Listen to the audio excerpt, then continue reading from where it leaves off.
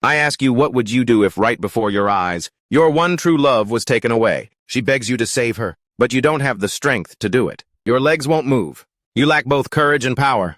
The Archmage declares it's all useless, that in this world it is all about power, and for some reason, even he doesn't know why she is taken away. The power of existence stands above all, and that day left a deep scar on Aruta's life, so much so that he dedicated his entire life to pursuing power. Over 65 years passed. He tried every method, attempting to reach the treasure of the world's most dangerous dungeon, and right there he died without succeeding. He lived his whole life chasing power, and after dying he stood before God. Anyone who possesses the tear of God has the right to meet him in the afterlife. God gave him a choice, to let his soul rest forever, or to relive the misery of life for another 25 years. So, to save his life and his one true love, he chose to be reborn and walk the old path again. The path. And that's how the protagonist got a second chance, returning to the moment he was born, seeing his parents again, his beautiful mother with her long hair, and his father still there. Determined not to waste a single second of his life, he wanted to start evolving immediately. But his infant body couldn't even stand up. What he didn't have in his previous life was the ability to see a system window containing stats and skills, something that now only he could see. A baby less than a month old was trying to talk, thinking he could actually do it. He remembered that God had allowed him to choose a gift, not knowing what that meant. God explained that everyone is blessed with a gift when they are born. The gift of unbalanced wisdom, the gift of supreme martial arts, the gift of absurdly powerful magic, or even the gift of infinite charisma. It could also be the gift of inventive genius, or finally, the gift of creation. In his past life, Aruta had the gift of wisdom, and God asked if he wanted the same gift. This time, the protagonist said he wanted a different gift, the gift of creation. The protagonist, with the wisdom from his past life, already knew about the 5 gifts of the world, but had never heard of the creation that God had mentioned, so he aimed for it. The first thing the protagonist noticed was a system window, which was unknown in this world, so it might be related to his new gift. Besides wanting to save the life of the one he loved, the protagonist also remembered his parents, who he lost when he was only 8. It had been so long that he barely remembered. It happened on the night of his 8th birthday. A goblin attack on the village. All he remembered was the pain, as his father sacrificed himself, so his wife and son could escape. But when even that wasn't enough, his mother threw him away, and begged him to at least run away alone. With no other choice, he just ran. And as we know, goblins are depraved creatures. So, you can imagine what happened after Aruta escaped. But that's enough suffering and sad stories for now. In his second life, he would do things differently. The first step was to study and raise his intelligence and mental strength stats. He studied so much that even his mother thought it was unhealthy. Without his father noticing, he trained his monostat.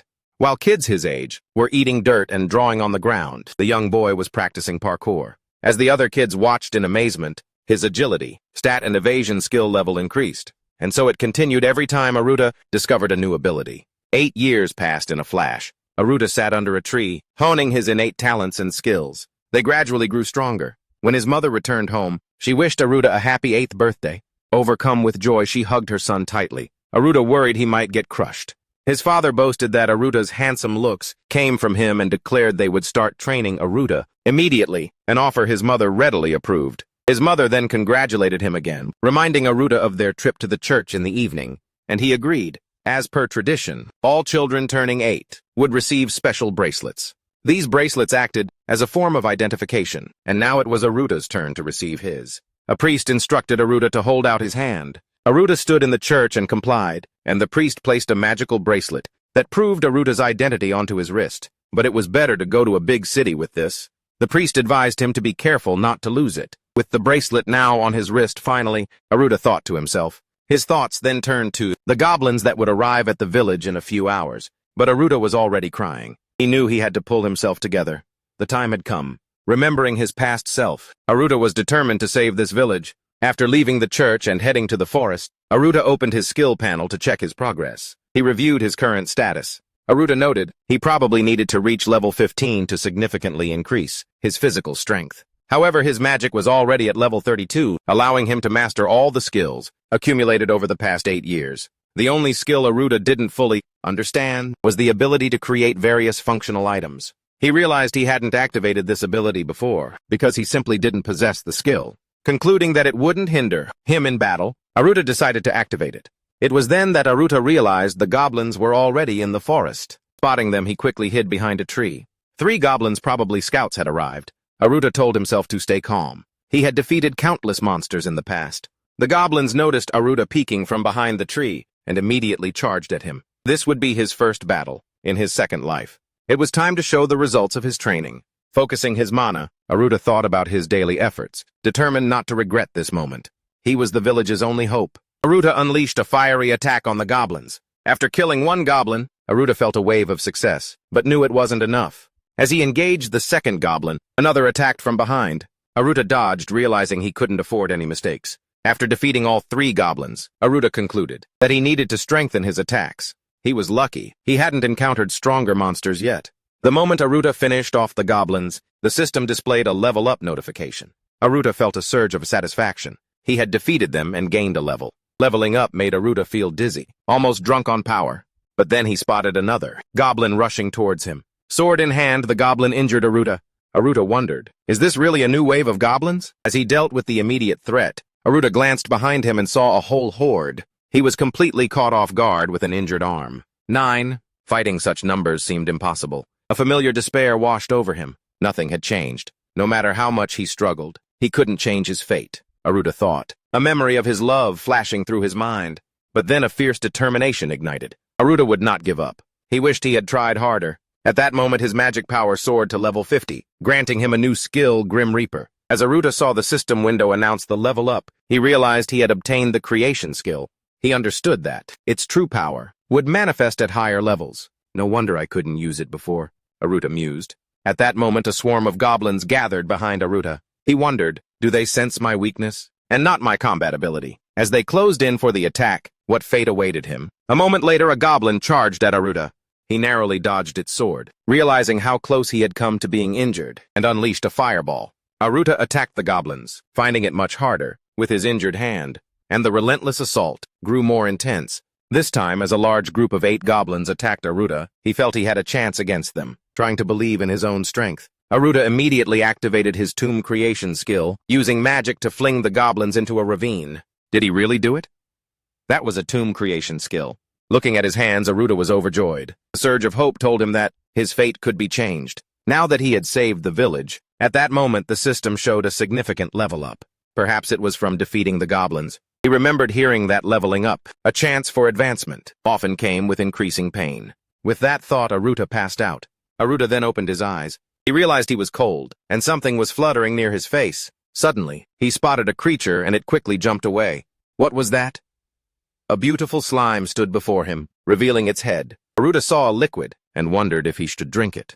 After drinking the liquid from the slime's head, Aruta found it surprisingly beneficial. The slime continued to jump, catching Aruta's attention. What is this creature? Observing it, Aruta concluded that the slime was not a dangerous monster. In fact, it seemed quite friendly.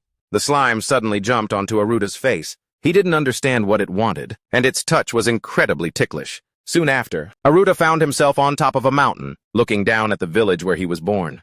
A small, picturesque place nestled in nature. The slime looked ahead and pointed at something, but Aruta said he wouldn't go back. He had someone to save, a path to follow, but he was still too weak. Perhaps it was all in vain. About a mile away was Kinetagris, one of the best dungeon cities. His goal was to conquer its upper floors and raise his level as much as possible. Aruta then remembered his love and thought about how he could level up. He remembered the look of the city, the obstacles and battles that awaited him, knowing there were only 7 years until that fateful day. As the slime crawled over him, Aruta stood up, silently apologizing to his parents for his sudden departure. He had written a letter, explaining that he had a list of essential tasks to complete. Aruta felt like this was the end, but he needed to fix things. Deeply grateful to his parents for their boundless love, he was happy to have grown up with them. Remembering his father and mother, 8 years have passed, and I was very happy, Aruta thought. With tears in his eyes, he realized it was time to leave. After leaving his parents' house, the slime followed Aruta, not sure if it was really following him, and thinking it was dangerous. He told it that he was going alone. It would be hard for it to protect itself from monsters. But then the slime started clapping with its limbs. Since it seemed very anxious, Aruta decided it could stay nearby. Agreeing, Aruta and the slime continued their journey. A month later, after defeating a formidable wolf, Aruta decided it was time for lunch. The slime beside him was dragging something. Aruta realized it was fresh loot from another wolf and thanked the slime.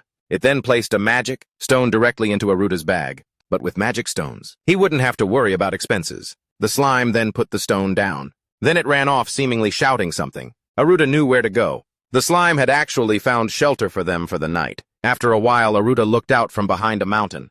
The slime perched beside him. It was a cave, a perfect place to rest overnight before reaching Kinetagris. Tomorrow. Roasting meat over a fire. Aruta reflected that the low-level monsters here made finding food easy, even without having to fight, which he was used to. His body was finally starting to resemble its form in his past life, growing fast and unparalleled.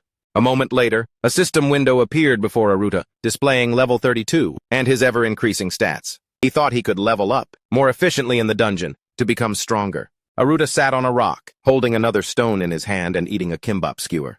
He noticed the slime had climbed onto him, also enjoying a kimbap skewer. Aruta then offered it some rice, wondering if it really ate everything. Smiling, Aruta wondered what could have inspired the slime and looked forward to collecting magic stones. He was glad to have met it. Then, Aruta asked if the slime was actually a predator, a fact that shocked him a little. Meanwhile, a hidden observer was watching Aruta from behind a mountain. Sensing the gaze, Aruta threw a barbecue skewer straight towards the hiding spot. He registered a quick dodge. Right after, Aruta realized the entity moved too fast to track, and a quick follow-up attack struck him.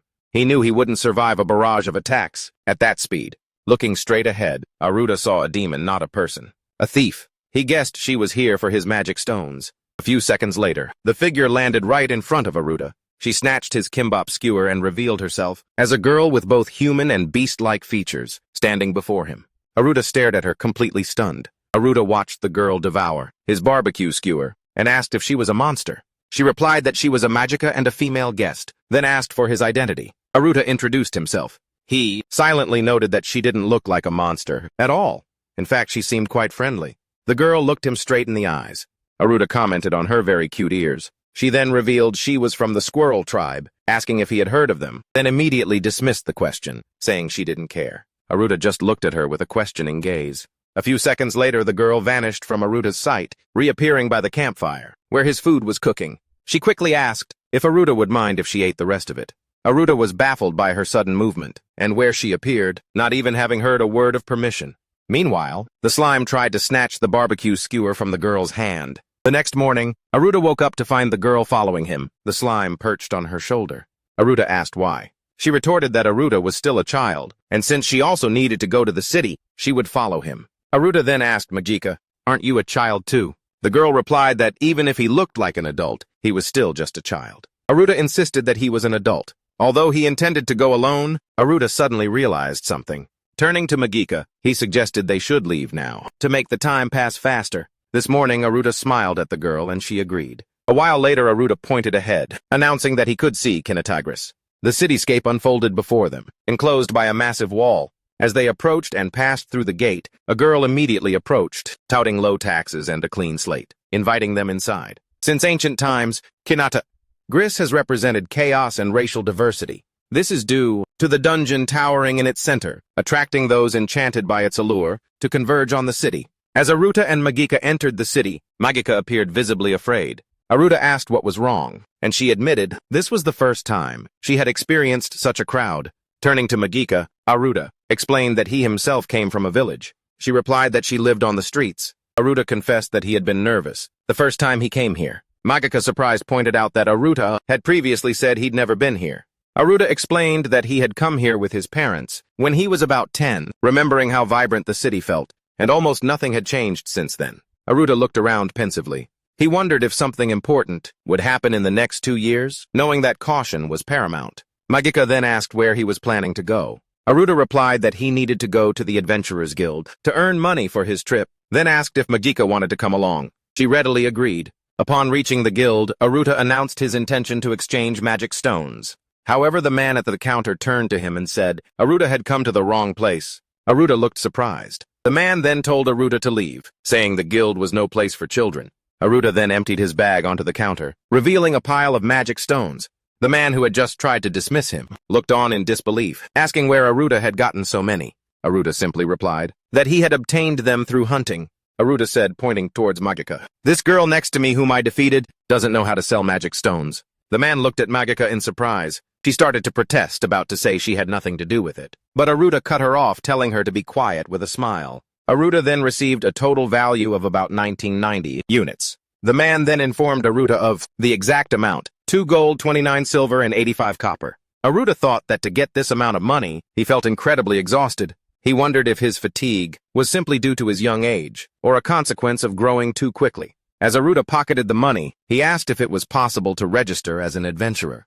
The man asked why a child would want to register as an adventurer. Aruta pointed at Majika, saying she was an adult, and added that he personally needed to register for an important endeavor. Majika started to speak again, but Aruta quickly covered her mouth, again urging the man to hurry up, as they didn't have much time. As they left the guild, Majika turned to Aruta, telling him to take her along and make use of her. Aruta asked for clarification, then apologized. He explained that at his age, it was hard to articulate things clearly, so he was simply asking for help. He then asked Majika if it was unwise to spend time collecting magic stones. She replied that it wouldn't improve his reputation. Majika walked behind Aruta, then heard him dismiss the idea of reputation. He said no one gets stronger just by increasing their reputation.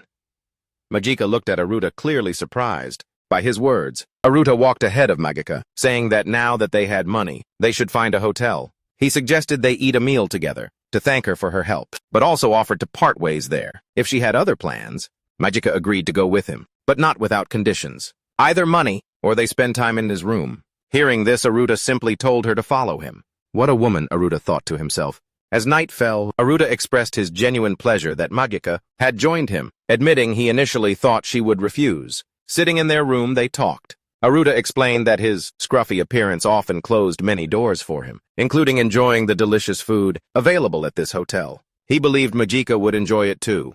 While Aruta was explaining something to her, in their room, Majika stared at him intently, and Aruta couldn't understand why. Majika then dismissed his unspoken question, announcing she was going to take a bath. Aruta saw her starting to take off her cloak, and quickly asked her to undress in the bathroom, not in front of him. At that moment, the slime was happily resting on the bed, clearly tired. Majika, standing in the bathroom, prepared to get dressed, noting this was a new experience for her. Stepping out of the bathroom, she decided she would go straight to sleep and enjoy a hearty meal the next morning. Then she noticed Aruta was training his magic, realizing the immense amount of mana radiating from him. Such a feat was impossible for a normal person. Watching him sit on the bed with his eyes closed, Majika pondered who Aruta really was. She had traveled the world tirelessly, searching for a specific person. And yet a few days ago, this guy had coincidentally joined her. As she observed him, she saw a strength that defied his age, and skills she had never encountered. She needed to get closer to investigate further. It seemed he was hiding a secret. Majika recalled everything Aruta had said, surprised by his mature demeanor and words. Could he be the one she was looking for? The one destined to change this world? The prophecy of the stars had foretold that the hero would appear in the body of a girl, making it impossible for Aruta to be that hero. However, as she stared at him, Majika felt an undeniable premonition. Aruta would become the key to unlocking the door to a new world, a feeling she had experienced before. The next moment, Aruta was fast asleep, completely exhausted from his training. Majika observed him, noting he collapsed as if dead when his mana reserves were depleted. Why does he push himself to train so hard? An uneasy feeling washed over her as she wondered. It seemed like someone was chasing him. Someone was watching them from the rooftop. A moment later, an intruder tried to climb through the open window. Majika wondered in surprise if it was really a thief. His presence was almost undetectable, suggesting a very low level. She could have chased him off, but she wanted to observe how Aruta would handle the situation. So Majika pretended to be asleep. As the thief entered the room, he approached Aruta. Aruta stirred, reaching a hand behind him, then woke up and calmly greeted the intruder before him. The thief responded by pulling out a knife and trying to attack Aruta. Majika immediately shot up from the bed, shouting for Aruta to be careful. The knife stopped inches from Aruta's neck. As the thief warned, "Don't move." The thief then said that if Aruta acted like a grown-up, he wouldn't harm him. Both Majika and Aruta demanded to know what the thief wanted. "Do you really want money? How did you know about this place?" But Aruta pressed on, leaving the thief speechless. Instead of talking, Aruta attacked the thief. He unleashed an air cannon, striking the intruder. The force from Aruta's blow sent the intruder flying out the window. Majika looked at Aruta and asked if he was okay. He replied that everything was fine. Looking where the enemy had fallen, Majika realized Aruta had used an extremely complex magic with just a seemingly simple gesture. Such power could easily kill someone. Majika wondered how much Aruta must have practiced to reach such a level at his age. She turned to ask Aruta, but he was already fast asleep again. Majika thought this boy was destined to be famous in more ways than one. She noticed the thief's knife lying near Aruto's bed. Later, when they woke up, the two went down to the tavern and started eating. As various dishes were brought out, Aruto asked Magika if the food was good and if she liked it. With her mouth full, Magika declared it was the most delicious food she had ever tasted. Her words were a bit muffled. Aruto just told her to eat and not to rush. Soon after, they thanked the staff for the meal. They then left the inn, and Magika thanked Aruto, saying she was completely stuffed. Aruto immediately teased her, promising Magika that by morning, she'd be eating enough for 10 people. Magika then asked about their next plan. Aruto explained that he originally planned to go to the dungeon, but the uninvited guest from yesterday had changed his mind. But now holding the thief's knife, he was considering where else to search. Aruto went to the guild hall, greeting those sitting near the entrance. Again, the two men watched him. A merchant who had bought Aruto's magic stones recognized him and asked if he was the young man from yesterday. No, Aruto replied, asking, "Are you appraising magic stones today too?" The man explained that he was talking to his boss and asked Aruto to come back later if he had business. Aruto replied that this was a lucky moment. He also wanted to speak with their superior, adding, "Could there be a thief in the guild?" The boss stared at Aruto, demanding clarification and more details. Aruto explained that a suspicious individual had entered their room the previous day. Although they scared him off, the intruder's target was clearly the money from selling magic stones to the guild. The criminal had ransacked the room. He knew exactly where the money was kept. Otherwise, he wouldn't have known to look in Aruto's pouch. In other words, Aruto concluded, the robber could only be someone present in the guild during our transaction. Finishing his explanation, Aruto looked at the superior. The boss acknowledged the high probability in Aruto's reasoning. Turning to Lion, who was sitting opposite him, the boss said that Lion was in charge and asked if he had noticed anyone suspicious. Lion replied vaguely, "I don't really know. Maybe, maybe not." The boss urged him to be clearer. Aruto quietly observed the exchange. Finally, Lion reported that he didn't see anyone suspicious. Aruto pointed to Magika, revealing that she had actually managed to mark the criminal during the encounter. Magika seemed surprised by Aruto's words. Aruto then requested that, if the boss noticed a man with a magical mark on his hand, he should apprehend him. Just then, Lion subtly pulled his sleeve down, handing the dagger to the boss. Aruto said the thief had also dropped it. Although it's a good weapon, it should be handed over to the military police as evidence. Indeed, it will help them in their search for the thief. The boss replied, examining the dagger. Suddenly, Lion interjected, asking the boss if Aruto could keep the dagger. He argued that the rules allow the victor to take spoils from a defeated opponent, and it would be a shame to part with such a fine weapon. The boss started to agree, but before he could finish, Lion approached Aruto. He pressed the dagger into Aruto's hand, praising its quality, and urging him to take good care of it, guessing it was quite valuable. Aruto tried to push Lion away, clearly unhappy with this turn of events. The boss then stressed that the transaction required calm, emphasizing the need to increase security. Lion affirmed that he understood perfectly, asking the boss to trust him. Afterward, Aruto and Magika left. Magika then said that person was the thief, and asked if it was wise to let him go. Aruto replied that the warnings had been given. The rest is no longer our business. Magika then asked, "Was your real goal just to get a weapon?" Aruto glanced at Magika, momentarily flustered.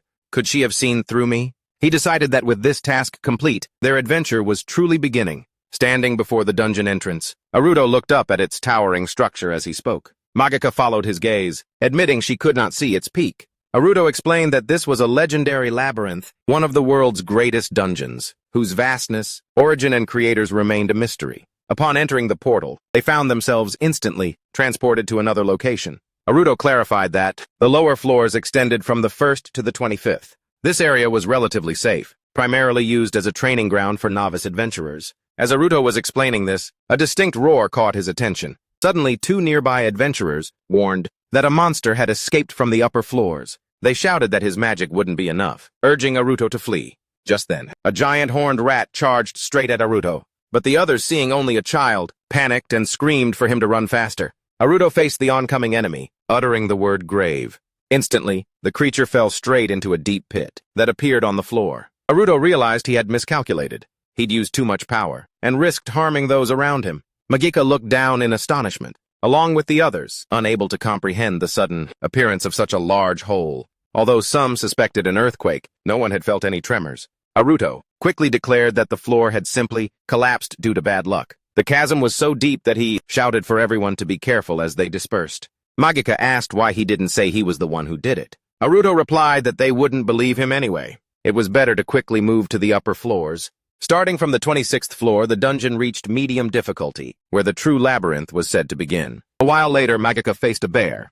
Aruto watched, impressed as she took it down with a single blow. Sitting beside the bear's carcass, Magika brushed off the compliment, pointing out that Aruto had been fighting too. Drawing the blade from his belt, Aruto decided it was time to test it. The system immediately reported a skill increase, dexterity plus 110. Aruto was thrilled with the increase, realizing the dagger was much more effective than he had imagined. He mused that a proper skill board would let him see his progress visually, instead of just by feel, and this knife would be invaluable when choosing new equipment. Even with such a powerful weapon, Aruto knew he couldn't stop. He needed to get stronger by facing the bears ahead. The monsters on these middle floors weren't too tough, so he decided he would look for more formidable foes after leaving. Then, Aruto declared the upper floors were their next destination, and after dealing with their current opponents, they left. Magika simply observed the bears that Aruto had defeated. Aruto entered a cave, immediately launching into battle. The demons swarmed toward him. Aruto was confident he could push them back. Soon, the demons were crushed under the rocks Aruto had weaponized. Watching them fall, he breathed a sigh of relief. "We're on the 50th floor, Aruto informed Magika. "This is where the upper floors begin, a high-danger zone, where only a handful of high-level adventurers could hope to compete. The monster's strength will increase with each floor, so we need to level up significantly while we're here," he said, looking ahead. Magika just watched Aruto, then turned to ask why he fought the monsters in such a normal way. Aruto was completely surprised.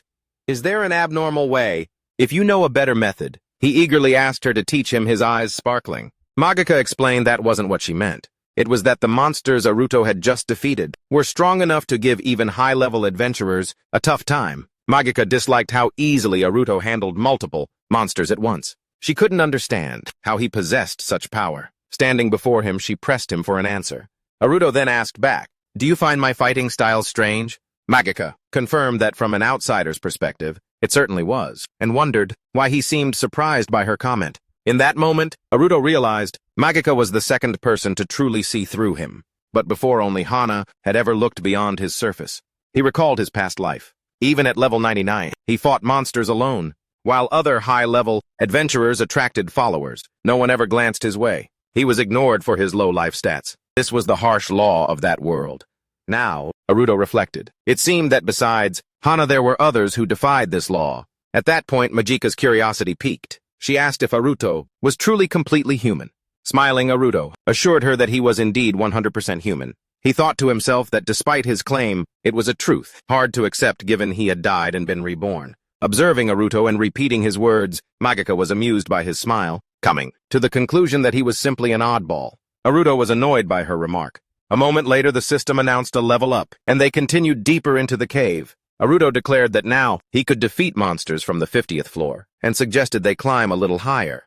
His past life memories told Aruto that a dangerous monster would be lurking. Here, as if on cue, a small hobgoblin appeared before them. Aruto recalled how much effort it had taken him to defeat this hobgoblin in his previous life, and was now curious to see how quickly he could do it. As they stood before the monster, Magika remarked on the hobgoblin's eagerness to kill, noting that its power far surpassed that of the previous monsters. Turning to Aruto, she suggested she would attack from the rear. Aruto refused, declaring that he would fight the monster alone. Magika, upon hearing this, worried that Aruto wasn't thinking things through. A single mistake would mean his death. Aruto replied that he understood the risks, but saw this as a chance to measure his true strength. Drawing his knife, he stepped forward to face the hobgoblin. Shortly after, Aruto attacked, slashing at the hobgoblin with his blade. He found the monster's skin to be incredibly thick, like metal, but he still managed to injure it. The enraged hobgoblin retaliated, slashing Aruto's cheek. Dodging another blow, Aruto reasoned that his attacks were indeed effective. By continuously dodging and striking the same spot, as he had been doing, he could eventually defeat the hobgoblin. But as he landed after another attack, Magika exclaimed, "This can't be happening." However, Magika couldn't help but wonder if Aruto could really defeat this monster so easily. Like that. Aruto, after wiping himself off, mused that he hadn't needed to exert much effort. Perhaps this was the limit of his current strength. The slime then placed a large diamond at his feet. Once Aruto examined it, he wondered why a monster of this level would drop such a significant gem. A sudden shift in the air signaled something new. Just then, Aruto called to Magika, asking if she heard that. The girl standing right behind him responded by asking what sound he was talking about. Realizing the danger, Aruto turned to Magika and urged her, "We need to get out of here fast." Magika replied that it was impossible to escape. Moving even a little would mean their death. Just then, a giant ogre emerged from the depths of the cave, its massive hand reaching toward them. This blue ogre was covered in magical vines, a type of low-level parasitic monster, known for its ability to drain the power of the higher-level creatures it infects. Naruto faced the ogre, pondering its presence on the 70th floor. Normal hobgoblins only started appearing 10 floors higher. Naruto hadn't even been fully confident that he could beat a smaller one. And yet now, a giant ogre stood before him. Putting the slime back in his pouch, he glanced at Magika, insisting they had to take the chance to escape. However, Magika flatly refused. She recognized the monster's immense power, but believed it had limits. Activating her gauntlets, she prepared for battle. She had trained tirelessly to become a worthy companion for the hero she sought and had long considered herself unrivaled. However, upon meeting Naruto, she finally understood that her past efforts were not enough. The girl then charged the ogre, determined to fulfill her quest for victory, and unleashed an attack. Attack after attack. Magika found that her blows had almost no effect. The ogre only grew angrier and struck back at her. Dodging the ogre's blow, Magika realized she was faster than it. One attack was clearly not enough. She needed to land multiple hits at once. Despite her fast and relentless attacks, the ogre whipped her with its vines and then grabbed her. Its hand tightened painfully, crushing her body. Naruto used a wind blade, freeing the girl. As the vines fell away behind her, Naruto asked Magika how she was feeling. She thanked him. A sense of self-reproach washed over her for being saved by a child. Magika turned back to face the ogre, reactivating her powers. She knew it was time to go all out. Summoning light like primordial darkness, she called upon the aura of 1,000 celestial bodies. Early dawn released the astral divine armament. Magika attacked the ogre with all her might. Realizing she had poured all her mana into her secret spell, she believed the ogre should have been dead. But as the dust settled, she saw the ogre standing there unharmed.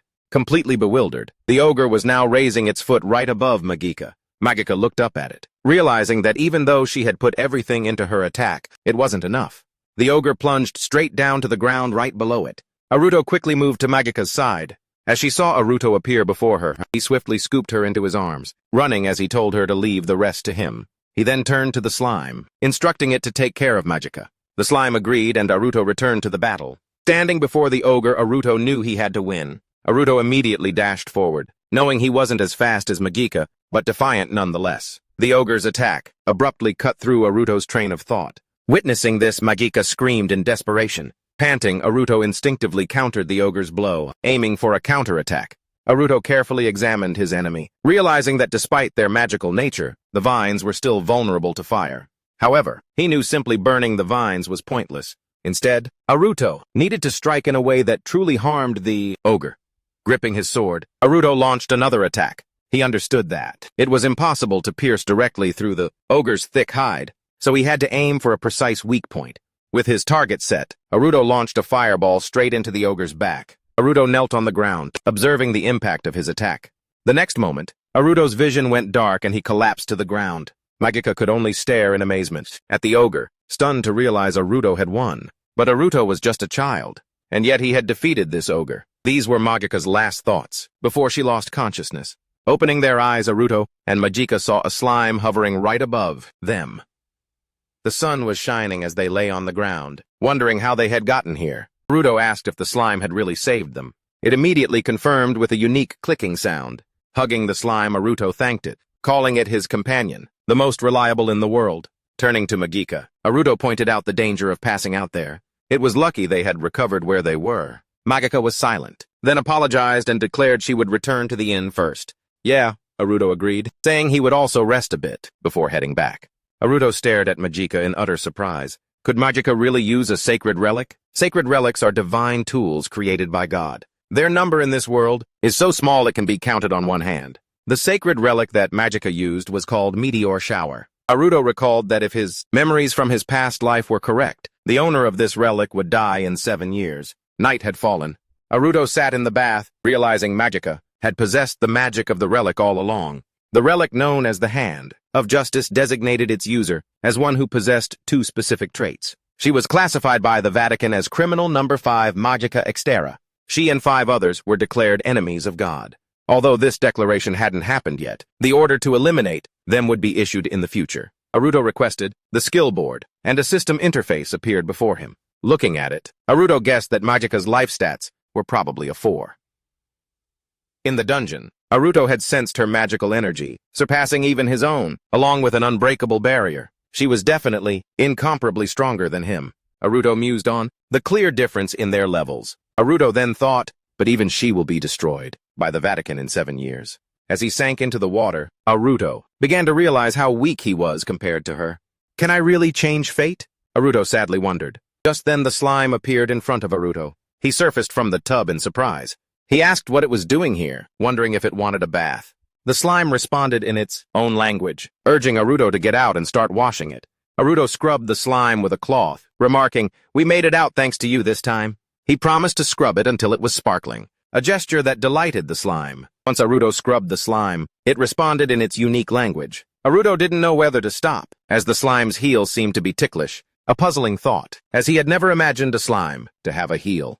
The next moment, the slime sparkled so brightly it nearly blinded him, making Aruto ask if it always looked like this, when it was clean. Smiling, Aruto looked at the slime and asked if it was happy. The slime happily jumped and said something to Aruto. The next moment, it faded looking like a puddle of water. Seeing this, Aruto asked if it shouldn't be bathed, then gently pushed the slime back into the water. After leaving the mana pool and taking the slime back to his room, Aruto realized he had startled it.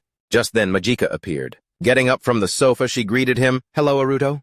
Magika seemed to have something to say, so Aruto decided they should go outside to talk. As Aruto brought her a glass of water, he realized she hadn't said a word since they returned to the inn. Did something really happen? Handing her the glass, Aruto remarked, "The sunset here is beautiful." They both watched the sky. Magika quietly agreed, clutching her cup. She sat solemnly before turning to Aruto. She confessed. "I always thought I'd never lose to a mage." She had been so confident that no one could match her skills. "Maybe my training made me too arrogant," she admitted, "but now I realize I was weak. From now on, I want to focus on training alone," Magika declared, looking at Aruto. Magika explained that living with Aruto would only exacerbate her weakness, so she wanted a separate room. Looking at Aruto, she added, "If I hadn't come with you, I would have never realized this, so thank you." She swore, "Next time I definitely won't lose to you." She turned to Aruto once more. She challenged, "The next time we meet, I'll try to become stronger than you." Hearing this, Aruto's hand trembled, and he began to laugh, making Magika wonder why he found it so funny. Aruto explained that she was saying very strange things. Then he apologized, realizing it wasn't a matter of talent. That's not the point. The most important thing is to try your best. Clinking their cups, Aruto declared he wouldn't lose either, and that they should meet again, when they were each 100 times stronger. They laughed, happy with their current progress, never imagining that despite their efforts, in this world, there existed a power that could destroy them in an instant. Back at the inn, Aruto began to pack his things. Checking his bag, he confirmed he had packed everything. He glanced at the bed where Magika had slept, then closed his eyes. Leaving the room, he was determined to keep the promise he made to her. From that moment on, he lost all track of time, completely throwing himself into training. First, Aruto decided he needed to develop his crafting skill. Consulting his system, he went to a forest, realizing it was an ideal training spot. The place was full of harvestable crystals and rich in mana. A crafting skill, Aruto mused. He began practicing by creating mana and smashing the stones to pieces. Before long, he received a skill increase and gained magic control. He dedicated himself to mining stones. Soon after, his crafting skill reached level 20, unlocking the blacksmith profession. Just as Aruto predicted, crafting didn't just provide offensive abilities like Grim Reaper, but also the power to create items, using materials from dungeons like fire and magic. Of course, he no longer had to worry about being kicked out of the smithy. Holding a sword in front of him, Aruto realized that just by practicing with it, he had unexpectedly acquired a new skill.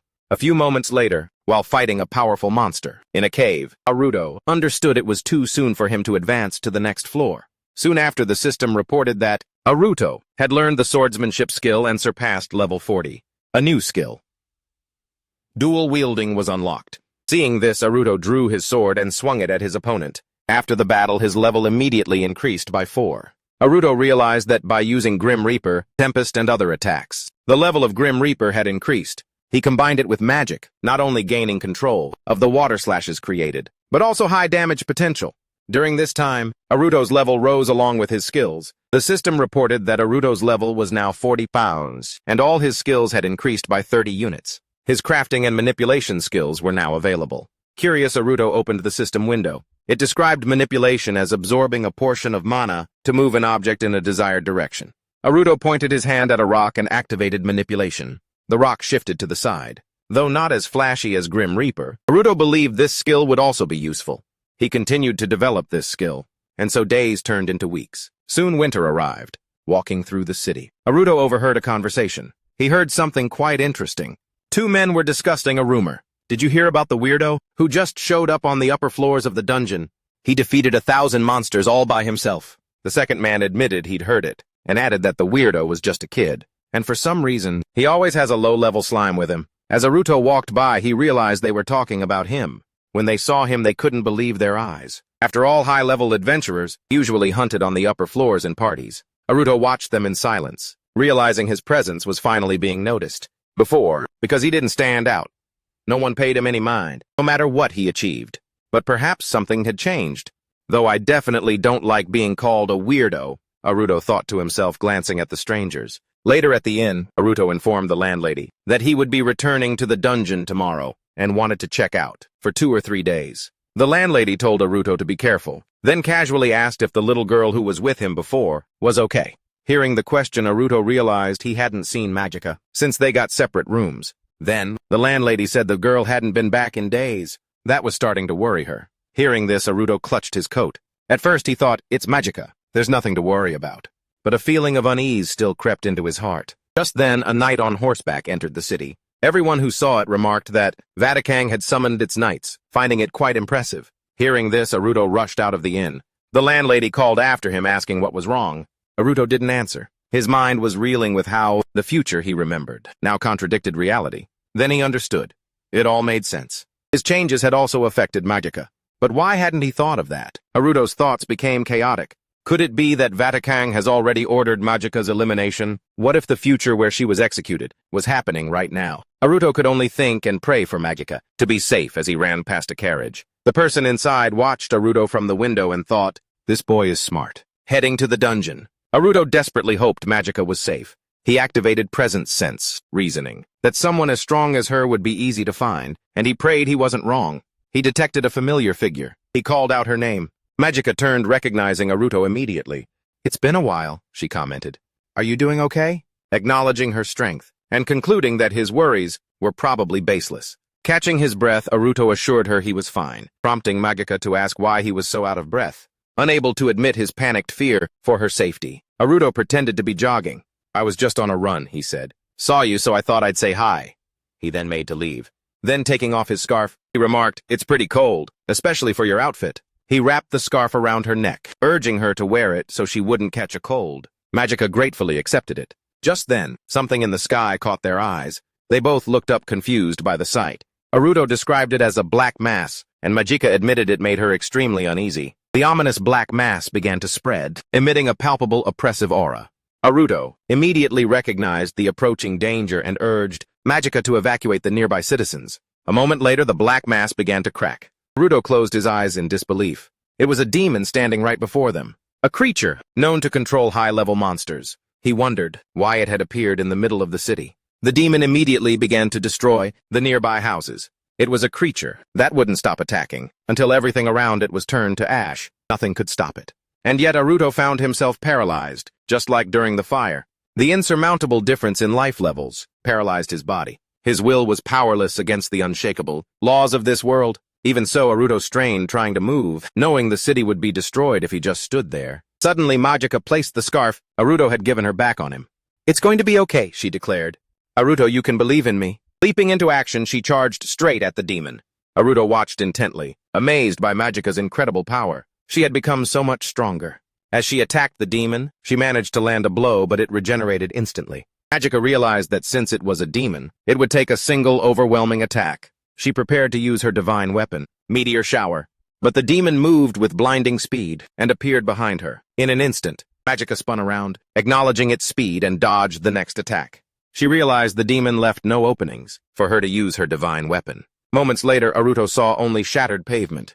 His mind was filled with thoughts of Magica. He couldn't understand why he was just a spectator. Why were his past 8 years a complete waste? He wasn't reborn, just to witness another disaster. A repeat of his past life's downfall. His intense desire ignited the mana in his hand. Staring at the shimmering energy, Aruto wondered if he could cast magic in his current, paralyzed state. If only he could succeed. He looked towards Magica. The demon was relentless in its assault, and she struggled against the overwhelming force of the strong winds. She knew that just one direct hit would kill her.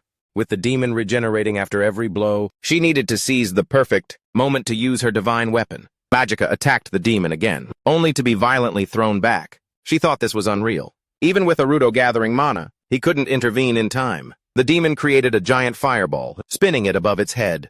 Magica watched it, understanding her death was imminent. She closed her eyes, preparing for the end. In that moment, Aruto used his manipulation skill. Magica opened her eyes to see the demon's fire attack being diverted far away.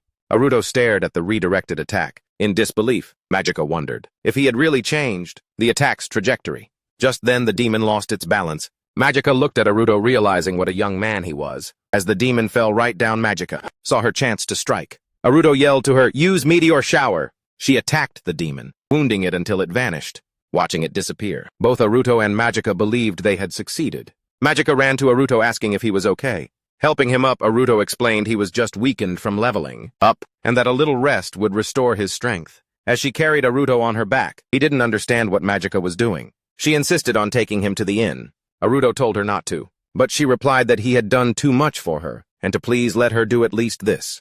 Later, as they fled, Magica mentioned that she had never seen a technique like his before. Realizing Magica was referring to his manipulation skill, Aruto explained that he had acquired it since they last met. He demonstrated by manipulating his scarf, making it instantly appear on Magica. Seeing this, Magica asked, "Did you do that?" Aruto replied that he could move objects at will using mana, so he could change the direction of wind attacks with wind, block and redirect defenses, and with practice, one could control an opponent like a puppet. Magica declared it was an incredible skill. However, Aruto explained that he couldn't move while using it, and would never have beaten the demon alone.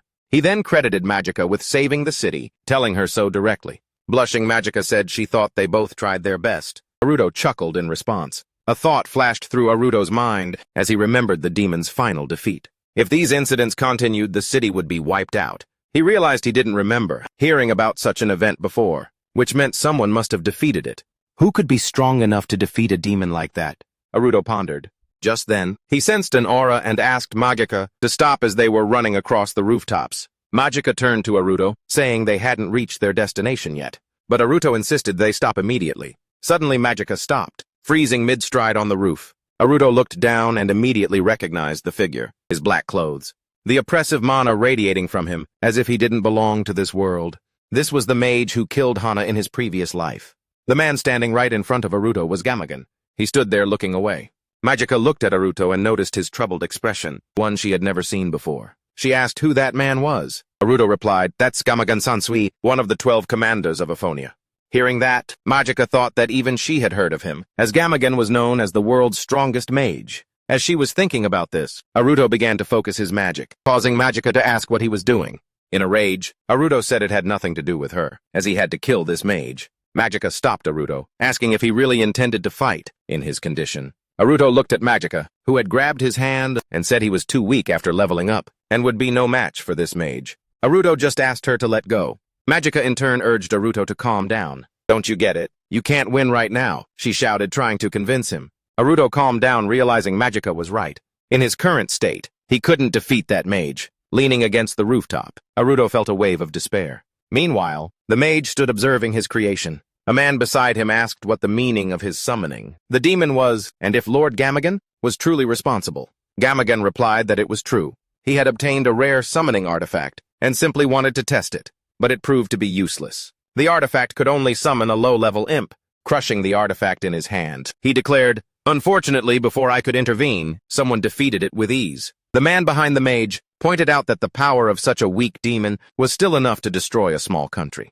The 12 commanders of Aphonia only follow the orders of the royal family. Their duty is to protect the country. Such an act is simply unacceptable. At this, Gamagan looked at the man, lifted him up and bound his neck with magic. Gamagan asked the dangling man why he felt the need to voice his opinions on such matters. Didn't he think it would be in his best interest to keep his opinions to himself? Gasping for air, the man profusely apologized. The young man fell straight to the ground. The mage then ordered his carriage, declaring his intention to return to the capital and continue his research. Just then a subordinate spoke to Gamagan, asking if he still hadn't found the person he was looking for, and if he really intended to leave things as they were. Gamma! Gan replied that the person was not in the city. As he entered the carriage, he mused that upon seeing Aruto and Magica, he had believed Magica would wreak havoc. He hadn't expected to find one of Vaticang's enemies in such a place. Aruto and Magica, horrified by the man's gaze. But meanwhile, the mage speculated that Magica must have been the one who defeated the demon, considering she was very strong.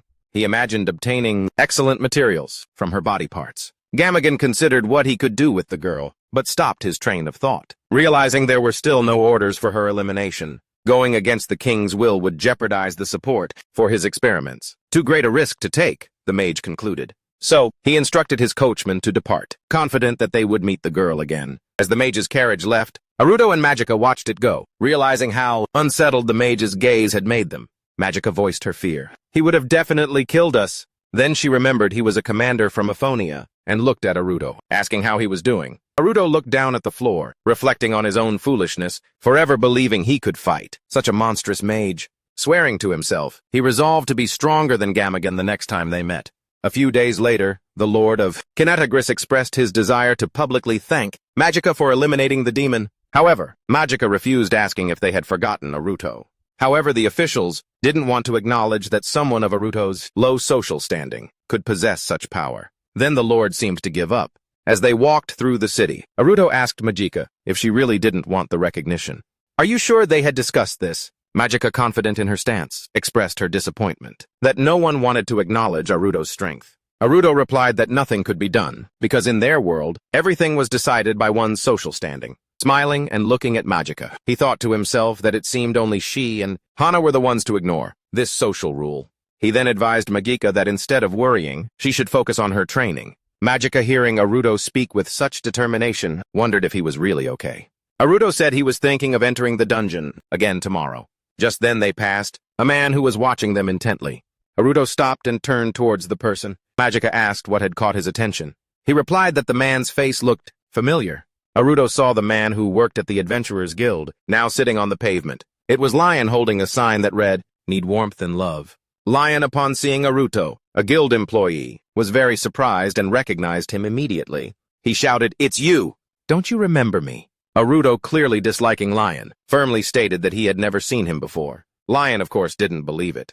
He said Aruto's face was unforgettable. He explained his dire situation, implying that financial support would be appreciated. Aruto and Magica simply walked past him. Aruto turned to Magica, asking about the dungeon floor she was training on, deliberately ignoring Lion. Suddenly, Lion lunged at Aruto's leg, begging for money. Angry Aruto tried to push him off, asking why he was so persistent, and if he had any shame begging from strangers. Undeterred, Lion spoke to Aruto and Magica, declaring his belief in their potential. They silently just stared at him. Lion pointed to himself, then suggested they form an adventurer party.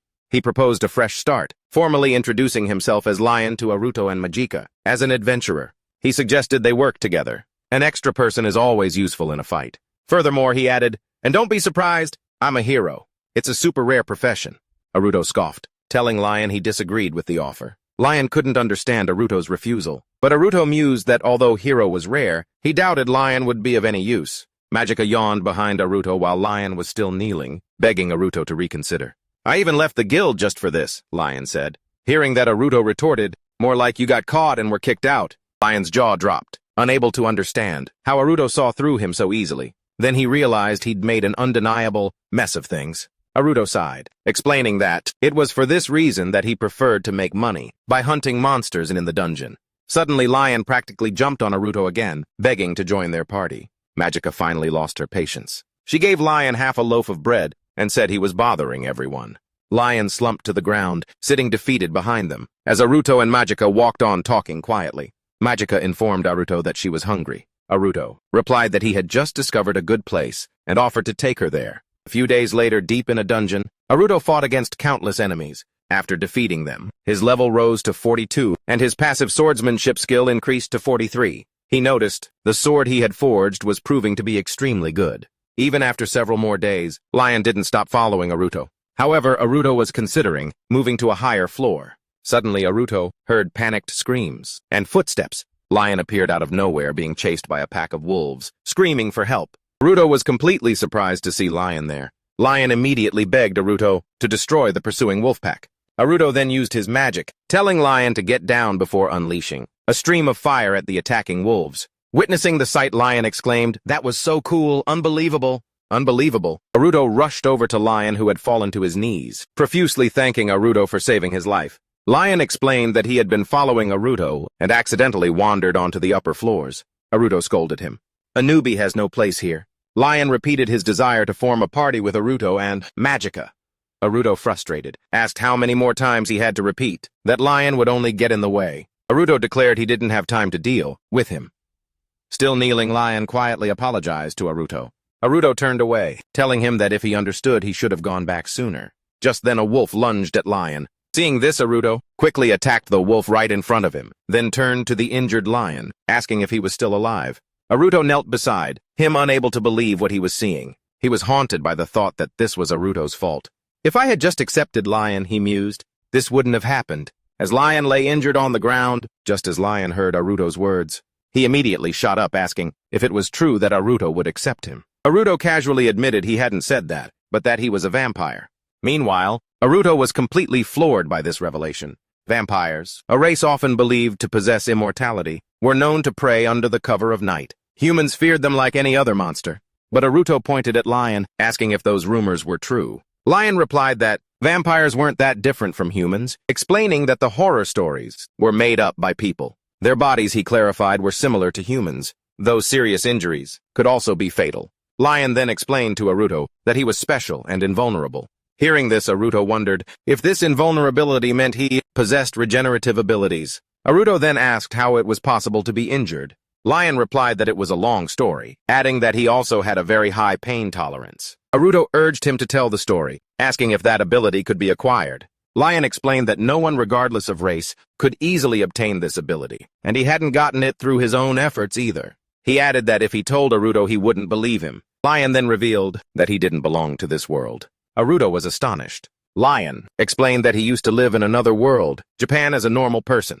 He died in an accident, but was reborn in Aphonia. In his final moments, a terrifying fear consumed him. Lion desperately prayed not to die, only to wake up in a new world, in a body that did not fear death. Hearing Lion's story, Aruto pondered, thinking that others must have experienced reincarnations, similar to Lion's. Lion then clarified that his pain tolerance didn't appear immediately. He acquired this ability during the early years of his new life. At first, this new world seemed like a dream come true. A vampire race, a body immune to the fear of death, and even the profession of a hero. Lion felt like the protagonist of some grand story.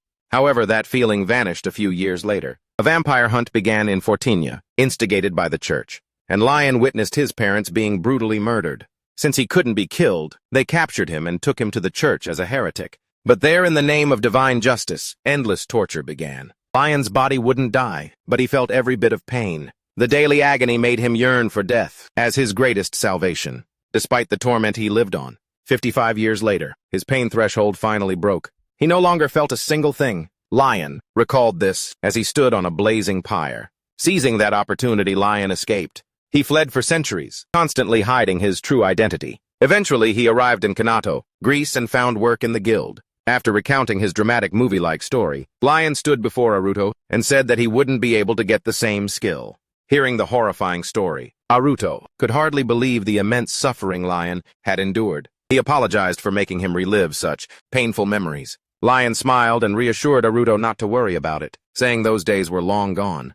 However, Lion confessed one lingering regret. If only he had been strong enough, he could have protected his family. That was his only regret. Aruto recalled memories from his past life. Lion explained that he joined the guild, not just for money, but to become stronger. He asked Aruto again if he wanted to team up with him, but Aruto just turned and walked away. Lion watched Aruto silently, thinking he was useless. Aruto then challenged Lion, asking how long he planned to stand there. He urged Lion to join him soon, asking if he was scared of Aruto's training intensity. Lion beamed, delighted to hear about training, expressing his excitement. Aruto watched Lion play with the slime, realizing that while he couldn't fully grasp the hardships of an immortal life, the fundamental desire to protect loved ones resonated deeply with him. And he couldn't just abandon someone like Lion, and so their training began. Aruto continued to fight opponents, honing his skills with the power of a death god.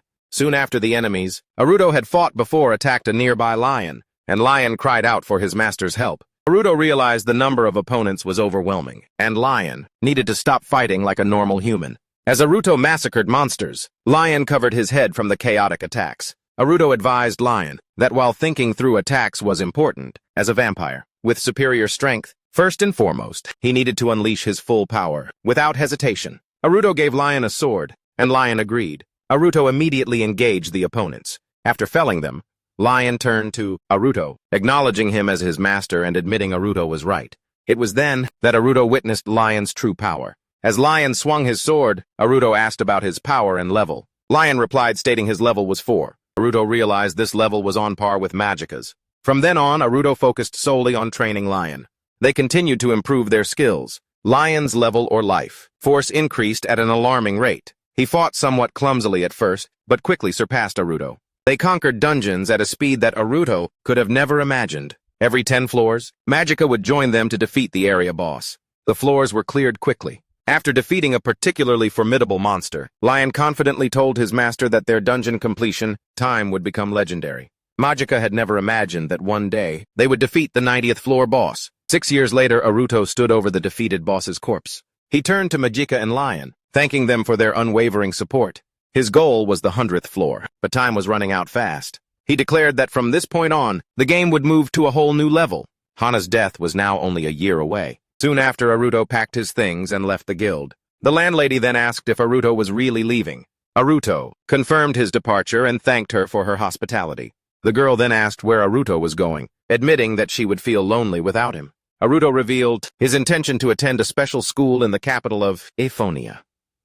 Just then, Magica and Lion rushed down the stairs towards Naruto. Lion called out to Naruto, asking if he was really leaving the city. Magica stood beside Naruto, expressing her surprise at not having heard anything about his plans until now. Naruto had intended to leave alone. Naruto then looked at his friends. They immediately asked why he hadn't told them anything. Naruto simply replied that he had been planning to say goodbye. Naruto reflected that Hana's death was now only a year away. His entire focus had to be on protecting her. A confrontation with Gamagan was inevitable. This battle could demand his life, and he refused to endanger any innocent people. Observing Naruto, Lion remarked that he probably had his own reasons. Stepping forward, Magica declared she would go with him, explaining she had yet to repay the favor to Naruto for all he had done for her 6 years ago. She added that Magica would not allow Naruto to get away after he'd come so far. Lion hugged Naruto, asserting that of course he would join them, stating that a student always follows in the master's footsteps. For the past 6 years, no young man had become stronger. Magica then added that if anything happened, they would come to Naruto's rescue. Naruto was surprised at first, then laughed, realizing he had no choice but to suggest they all go together. Just like that, they boarded a carriage and set off. As they traveled through the mountains, Lion sat in the carriage yawning and looking ahead, complaining about the boredom. He wondered if it had really been 4 days already, and where they were going after all. Naruto replied that once they descended the mountain, Lion would see for himself. If he had nothing else to do, he could join Naruto. Naruto was talking about his training, specifically concentrating his mana. Just then, Magica sitting beside him observed Naruto. Upon hearing Naruto's offer, Lion declined with a no thanks and remarked that only Naruto could train effectively, just by sitting still. Magica then asked Naruto what their plan was upon arriving in Ephonia. Naruto revealed his intention to enroll, specifically mentioning the Royal Academy as one of the best and most exclusive in the country. Today, Lion was surprised by this news, questioning Naruto's seriousness about studying and its necessity. However, Naruto remained silent. Suddenly, the carriage jolted violently, almost throwing Lion out with a scream. Naruto and Magica looked at each other in surprise, observing their coachman, who then announced that a wheel had gotten stuck in a rut. He would try to get it out, but warned that they might not be able to proceed. Magica turned to Naruto, asking what they should do. Naruto put his face in his hands. Getting up, he looked at Magica and said there was no other choice. They would have to walk. Lion chimed in, reassuring Naruto that it wouldn't be necessary, and that Naruto should rely on him. A moment later, the driver asked if Naruto could pull the wheel out. Lion undid his belt, dismissing the idea. He declared the driver's help was no longer needed, instructing him to leave the vehicle and return with just the horse. Without hesitation, Lion lifted a giant chunk of earth where the cart was parked and started running with it through the mountains. He imagined this unique mode of transport would be more heroic, but he was also eager to go faster. Placing the carriage back on the ground, Lion turned to his master, asking if his efforts were satisfactory. The master looked at him, thinking such great force should have been accounted for. Aruto, clearly annoyed, called Lion over, threatening to leave him behind next time, if he pulled a stunt like that again. Lion sat rubbing the lump on his head, but he secretly thought that Aruto would surely appreciate their faster speed. Glancing back at the road they had traveled, believing they had indeed saved a significant amount of time. Before long, the capital of Ephonia stretched out before them. Aruto told Magica and Lion to handle the luggage while he went ahead. Jumping out, Aruto sprinted towards the city gate. As Aruto ran, his mind was only on Hana. She was here so close, his one and only beloved Hana. He thought of their shared past, which had driven him to the Royal Academy. Though in this life, they weren't fated to be lovers again, he still longed to see her right now. Meanwhile, Hana was standing in the middle of a street. A woman beside her asked why she seemed so startled. Hana explained that her heart suddenly started pounding, a feeling as if the person she had been searching for all this time was very near. She had never felt anything like it before. The woman replied, "Who knows? Maybe the one destined for you is somewhere nearby." Intrigued by the idea of a destined one, Hana asked who that could be. The woman admitted that she couldn't know, but reassured Hana not to worry. The moment she met him, everything would become clear. Hana wondered how she could recognize someone she didn't know at all. But that was the working of human fate. Just then, Aruto emerged from a tunnel into the city, standing extremely close to her. This morning, Lion and Magica also entered the city. Lion observed the city, remarking that it was just like a capital, a city worthy of Aruto. Aruto, whom they had just caught up with, asked what Lion meant. Lion then explained that in his world, big cities like this always have work for heroes. Aruto was momentarily speechless, but explained that this city, the heart of the kingdom, was home to 3 million people. Pointing towards the castle, Aruto directed Lion's gaze towards the royal castle, pointing out the surrounding administrative bodies. The mansions of the 3 highest noble classes lined the streets, and a majestic national church of Photomus stood opposite the castle. He emphasized the need for caution, as this was where influential people resided, in the city.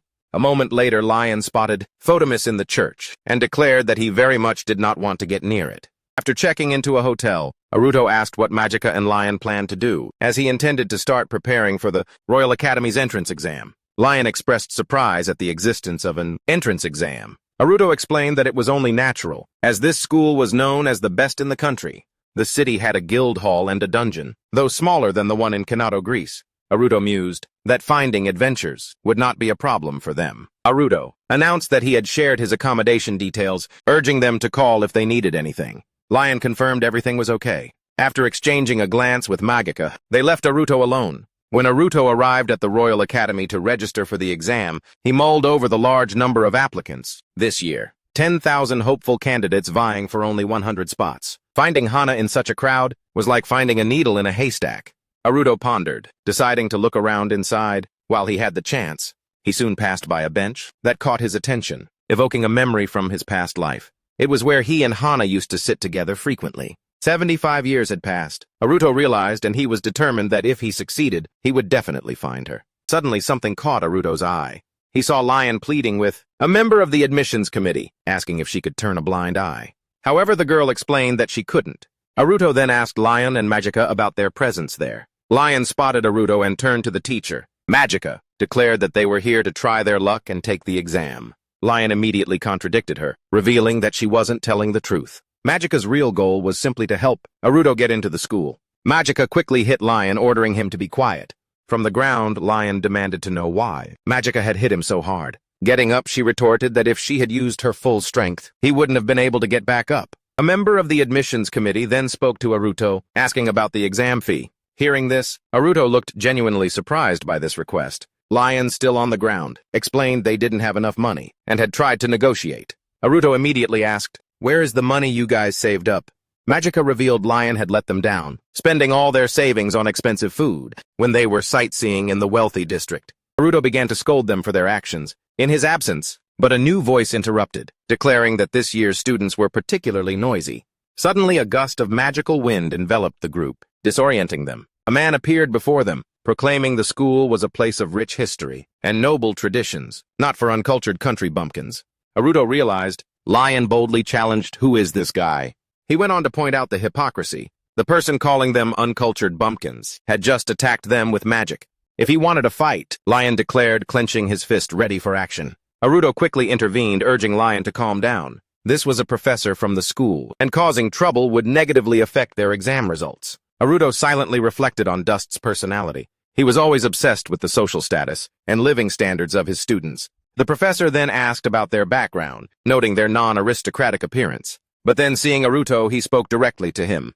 "Are you really planning to take our exam? With just a life level of 1? Aruto looked back surprised by the direct confrontation. Dust dismissed it, telling Aruto it would be better to just go home. His chances of passing were 0, and he would only be paying the entrance fee for nothing.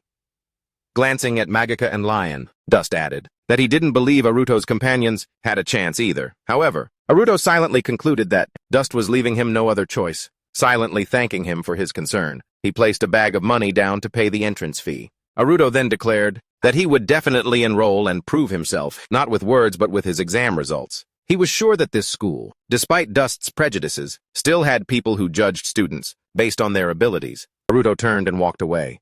Dust watched the trio leave. Aruto's arrogance, he mused, was astounding. Aruto, with only a life level of 1, actually believed he was someone extraordinary. If that was the case, Dust decided he really wanted to witness what Aruto was truly capable of. With that thought, he also left in the opposite direction. The exam consisted of 2 parts, a written test before lunch, and a practical one after. The students first gathered in the classroom for the written portion. Aruto's task was to calculate the departure times for 3 units, a cavalry unit at 10 km, an infantry unit at 4 km, and an equipment unit at 2 km, ensuring all 3 arrived at a destination 30 km away at the same time. Aruto, while solving the problem, glanced at Lion, wondering if he was okay, as the young man was visibly struggling. He then observed Magica, who seemed to be handling it with ease, clearly a result of her diligent preparation. Aruto realized he couldn't slack off either. A moment later, Dust appeared right in front of Aruto, musing on the futility of a mere level 1 trying to pass. He pondered that the written exam results alone wouldn't be enough, and there would be no leniency in the practical portion, which he himself would be supervising. Tapping his cane on the floor, Dust announced it was time to begin the practical exam. He spoke to the students, explaining that their task was to destroy the cube placed before him. Dust warned they could use any method, but it wouldn't be easy. From the stands, our heroes of ours watched intently as the events unfolded. As instructed by Dust, the students took turns trying to break the cube, each one failing to make any progress. Despite all efforts, the cube remained unscathed, and he scribbled in his notebook, "Another year of weaklings." Dust noted that no one had passed yet, muttering, "Who can break this damn reinforced magic?" Then, Magica stepped onto the field. Lion enthusiastically shouted, cheering her on to show them. She simply told him to be quiet. Dust recognized Magica as the squirrel girl, who had caused a ruckus in the admissions office. Her name, he mused, sounded familiar. No matter, he thought, just a beast man. Probably relies on brute strength. But the reinforcement magic was top tier. But Dust declared it was impossible to destroy, with mere effort and a half-hearted attack. Magica then lifted the cube, quickly deciphering its hidden mechanism. With a precise strike, she cracked it, then shattered it completely. The crowd erupted in applause, jumping to their feet, cheering for Magica for breaking the cube and doing a great job. Dust witnessed this scene, trying to comprehend the attack. It wasn't just a simple punch. There was incredible speed and precision. Examining the shattered cube and replaying the attack, in his head he realized she had delivered countless punches to the same spot. A memory suddenly surfaced: Magica Estera. That was Magica, designated by the Vatican as a risk factor. Why had this beastman come to the school? He wondered aloud, then announced the girl had passed. Next up was Lion. Lion approached the cube. He confidently declared, "My turn." Dust observed him, dismissing him as a mere fool, certainly not a designated risk factor. Lion then held an orb right over the cube, warning everyone to get ready. In a flash, everything was completely destroyed. Shielding his eyes with his cane, he tried to make sense of the scene. Amidst the millions of fragments of the cube, Lion casually asked, "Is this normal?" Still stunned, Dust stared at the young man. In all his years of proctoring, he had never witnessed the cube being so utterly obliterated. Then, with a look of anger, Dust declared that he had passed. Lion leaned towards Dust, confirming he passed and expressing his relief that the teacher wasn't hurt. Clearly exhausted, Dust called the next candidate, though his expression showed a desperate need for a break to recover. Unexpectedly, the testing area was restored, but Dust was utterly baffled, not understanding how these self-taught students, one of whom was a risk factor designated by the Vatican, could destroy the entire testing area. There had never been such results. Dust exclaimed to all the professors, reporting the unprecedented results. The admissions committee expressed concerns about the new applicants. "Are we really sure about accepting them?" one person asked. Another professor highlighted their level 4 capabilities, suggesting if they joined the Aphonia military, they would bring glory to our school. However, another voice suggested their problem was clear. All eyes turned to Dust, awaiting his decision. He acknowledged the problem with their behavior but countered, "It's not every day we get students of this caliber." Life level 4. The professors were convinced that if Dusich guided them, they would become excellent students. With Dusich's insistence, they agreed to accept the new students. Dusich reviewed the list, identifying a single problematic student, Aruto. Despite his previous success, Aruto was a dropout with a life level of 1, and according to the rules should be disqualified. A dark premonition overcame Dusich. If Aruto passed, it would forever tarnish the school's reputation. Dusich then cast Elo's spell on the cube. He was determined to eliminate Aruto at all costs. Placing an enhanced cube on the stage, in front of everyone, he announced the restoration work was complete, and the exam would continue. In his heart, he vowed to prevent any level 1 student from enrolling. The cube was enchanted with enhancement magic, strengthened by the absorption of Elos, making it stronger with each impact. But Dusich believed that even a powerful magic user would have a hard time destroying it, and so he signaled for the next test to begin. The next student stepped onto the stage. It wasn't Aruto, causing Dusich to curse internally. He had expected Aruto to be next. There were 3 students before. This young man hadn't come to the table with them. Dusich doubted the current contestant could pass, simply telling him to begin. The student attacked the cube, watching. Dusich pondered, "Are all students of this level like this? This young man has no mana control whatsoever. Why was I worried about Aruto, when this one is so much worse?" Just then Dusich declared the student had failed, but then the cube began to transform. Dusich watched in astonishment as energy erupted from the cube, followed by a torrent of crimson mana. He stumbled, unable to comprehend the unfolding chaos. Everyone looked down bewildered by the scene below. There were murmurs in the crowd about how impressive the previous student was, but the current situation was far more serious. The mana was running rampant. From the stands, Aruto came down ordering everyone to evacuate, declaring that he would stop the mana flow. As Aruto descended, a powerful vortex formed before him. He realized the mana wasn't just running rampant. Something much deeper was happening. Just then Aruto observed that Dusich was struggling against immense pressure, realizing that even his protective magic wouldn't hold. If Aruto wasn't careful, the situation would quickly become a disaster. Dusich then moved to assist the student, realizing his own magic was completely depleted. If the chaos continued, casualties would be inevitable. Trapped in the vortex, Dusich deployed a magic shield, but it quickly weakened. He couldn't sustain it. Then Aruto, using his unique ability, calmed the raging winds. Dusich watched in utter amazement. Aruto approached them, asking if everyone was okay. Dusich then asked Aruto, "What about you?" "I acted as instructed," Aruto replied. "That doesn't matter. You need to deploy a shield and ensure safety." "I'll handle the outburst," he ordered Dusich. Dusich scolded Aruto, "Don't talk nonsense," asserting that even he was capable of handling such a situation. Aruto just looked him straight in the eye. The teacher warned that the cube was now extremely dangerous. Even the slightest movement risked causing an explosion. Aruto extended his hand toward the cube, channeling his energy to stop its unstable reaction. Dusich watched in astonishment, wondering, did Aruto neutralize the mana? Though injured, Aruto focused on the cube, successfully bringing its energy into a static state. Carefully holding it in his hands, "It seems Elos was imposed on this cube," Aruto remarked. Aruto explained that, because this school only admits students with strong magical abilities, the teacher might not have known that this particular spell only activates with very weak magic, possessing a unique effect that makes it extremely fragile. Dusich then looked at Aruto, asking, "Who are you?" The teacher mused that Aruto, as he had suspected, was a dropout, with a life level of 1. He realized that even someone from such a humble background could achieve anything if they worked tirelessly. Suddenly, the cube having exhausted its energy shattered. Dusich declared that Aruto had passed the exam. Afterward, everyone congratulated the candidates who had passed. Later at a shop, they tried on the Royal Academy uniforms. The shopkeeper congratulated them on passing the exam successfully, and Aruto and his companions in their new attire looked incredibly striking. Aruto and Lion, while adjusting their new clothes, remarked that they had never worn anything so fancy. Aruto told Lion, remarking that the new outfit suited him well, especially Lion. When Lion didn't reply, he finally turned to Aruto asking for clarification. Just then, Majika joined them, asking if there was a more comfortable set.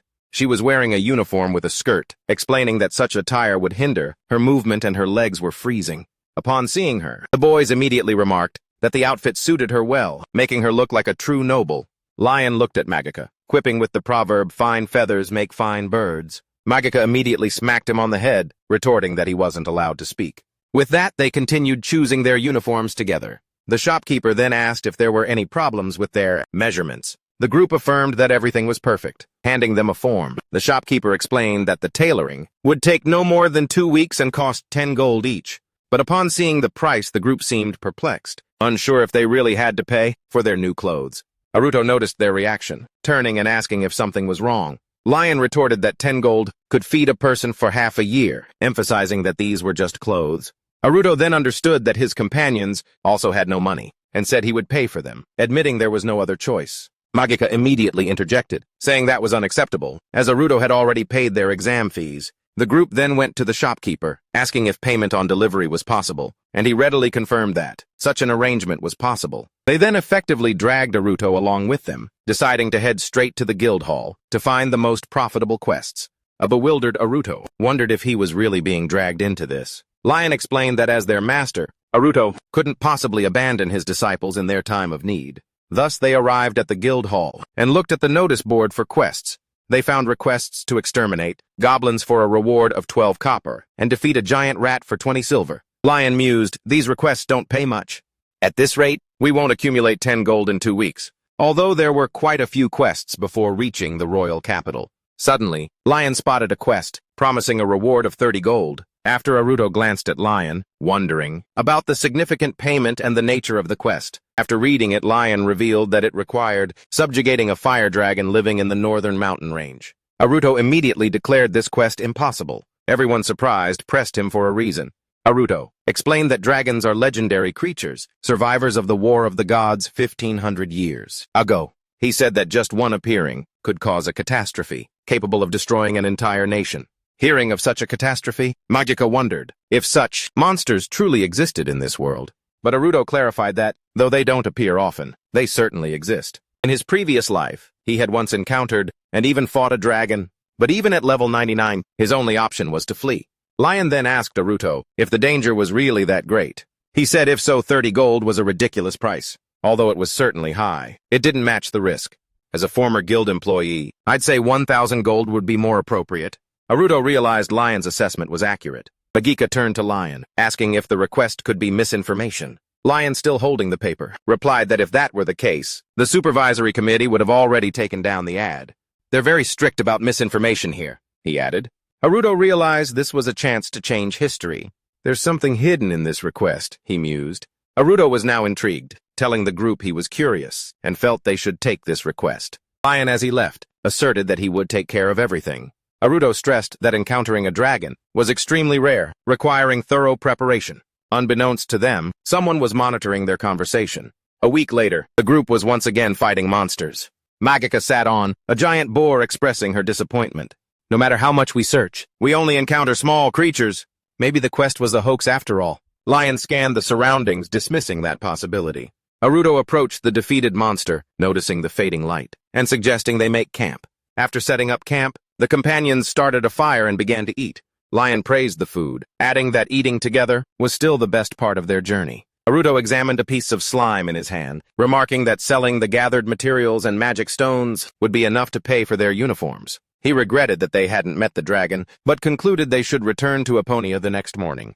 As Magika ate, she expressed that she would miss their adventures together. Naruto confirmed her sentiment, saying he would miss them too. But that night he had something to give them. His companions asked what it was. Naruto then took out the pendants he had crafted, with his blacksmithing skills, infusing them with his full power, and gave one to each of them. Magika held her pendant, sensing a mysterious force, both gentle and profoundly powerful. Naruto reflected that he had initially assumed he would always be alone. But now, they were sitting together around a campfire. He had never imagined such warmth in his future. Therefore, these pendants were his way of showing his gratitude. Naruto smiled, thanking his friends. After dinner, the companions fell asleep. Naruto's eyes were wide open, feeling unbearably hot and unable to sleep. Soon after, the others stirred as well, wondering about the intense heat. Stepping out of the tent, they discovered the forest was on fire, engulfed in flames. Could it be a dragon? Suddenly, a giant dragon let out a deafening roar. His companions stared at it, knowing it was indeed a dragon. The guild's quest had been proven true. They noticed the dragon itself was wreathed in flames, an ominous sign. "Run!" he shouted. Just then Lion asked about the jewels. but his companions grabbed him, urging him to run faster. The dragon immediately breathed fire exactly where Lion had been standing moments before, and they narrowly escaped. Lion's legs were smoking from the dragon's scorching attack. Trapped, they found themselves surrounded by a ring of fire. Magica declared there was nowhere left to run. It seemed their only chance of survival was to defeat this dragon. Aruto recalled that the dragons he had fought in his previous life were intelligent enough to speak like humans, but this dragon remained silent and seemed smaller, leading Aruto to deduce that he was facing an even mightier foe. Aruto steeled himself. He couldn't let fear overcome him, or he would never save Hana. Without hesitation, Aruto attacked the dragon with a water cutter, reasoning that water was a fire dragon's inherent weakness. Instantly, the dragon created a shield, an unexpected move that stunned Aruto. He realized that Magica wouldn't be able to break it. Magica sprang into action, declaring her intention to help. Lion joined her, and together they attacked the dragon. After attacking the dragon, Magica realized its formidable physical strength, concluding that their current attacks wouldn't significantly affect its life. Aruto recalled his past life, deducing that the dragon must have a weak point. He shouted for Magica to distract the creature, planning to land a decisive blow himself. Magica tried to draw the dragon's attention, but her efforts proved futile. "Fleeing from the dragon's fire, Lion," exclaimed his bewilderment, wondering why he was being relentlessly pursued, despite not attacking. Aruto realized that, although it wasn't the ideal time, to change tactics. Lion's provocation skill could be the key. Speaking to Lion, Aruto announced that he had a great plan. Lion urged his master not to delay, and to reveal it. Aruto then shocked him by ordering Lion to get hit by the dragon, almost pleading with him. Lion was utterly bewildered, unable to comprehend what Aruto was asking. Even with his immortality, Lion refused to just stand there and take a hit. Aruto reassured his friend that it would be okay, promising to use magic to weaken the dragon and asking Lion to trust him. But Lion had no choice. Reluctantly trusting Aruto, "You're a cruel master," Lion muttered as he charged toward the dragon. Aruto then unleashed a slash attack, and together they fought the dragon. Aruto then ordered Magica to attack. Magica observed the dragon, realizing the scales on its belly were a weak point. She attacked head-on, and the dragon roared in pain. Realizing her attack was effective, she knew she had to act decisively. She unleashed an ice meteor. As Magica prepared to strike again, the dragon whipped her with its tail, sending her crashing to the ground motionless. At that moment, Aruto and Lion were extremely worried for Magica. Just as Magica was struck down by the dragon, the pendant around her neck suddenly activated. Its attribute was designed to prevent instant death. As she fell to the ground, she felt the pendant, pulling and guiding her. This equipment had prevented an instant death, ensuring she didn't die on impact. Trying to get up, Magica realized the dragon was trying to stomp on her. But the others immediately screamed her name and rushed to help. Seconds later, the dragon stomped down where Magica had just been, but found no one under its foot. It looked around confused, unable to understand where she had disappeared. Aruto had saved Magica. Lion helped him support her, and admitted that he didn't realize gravity magic could be used in such a way. Aruto explained that in moments like these, it's perfect for an emergency dodge. Lion supported Magica, asking if she was okay. She confirmed she was fine. He then turned to Aruto, asking about the antidote. Aruto replied it was in the tent, but the dragon had burned it.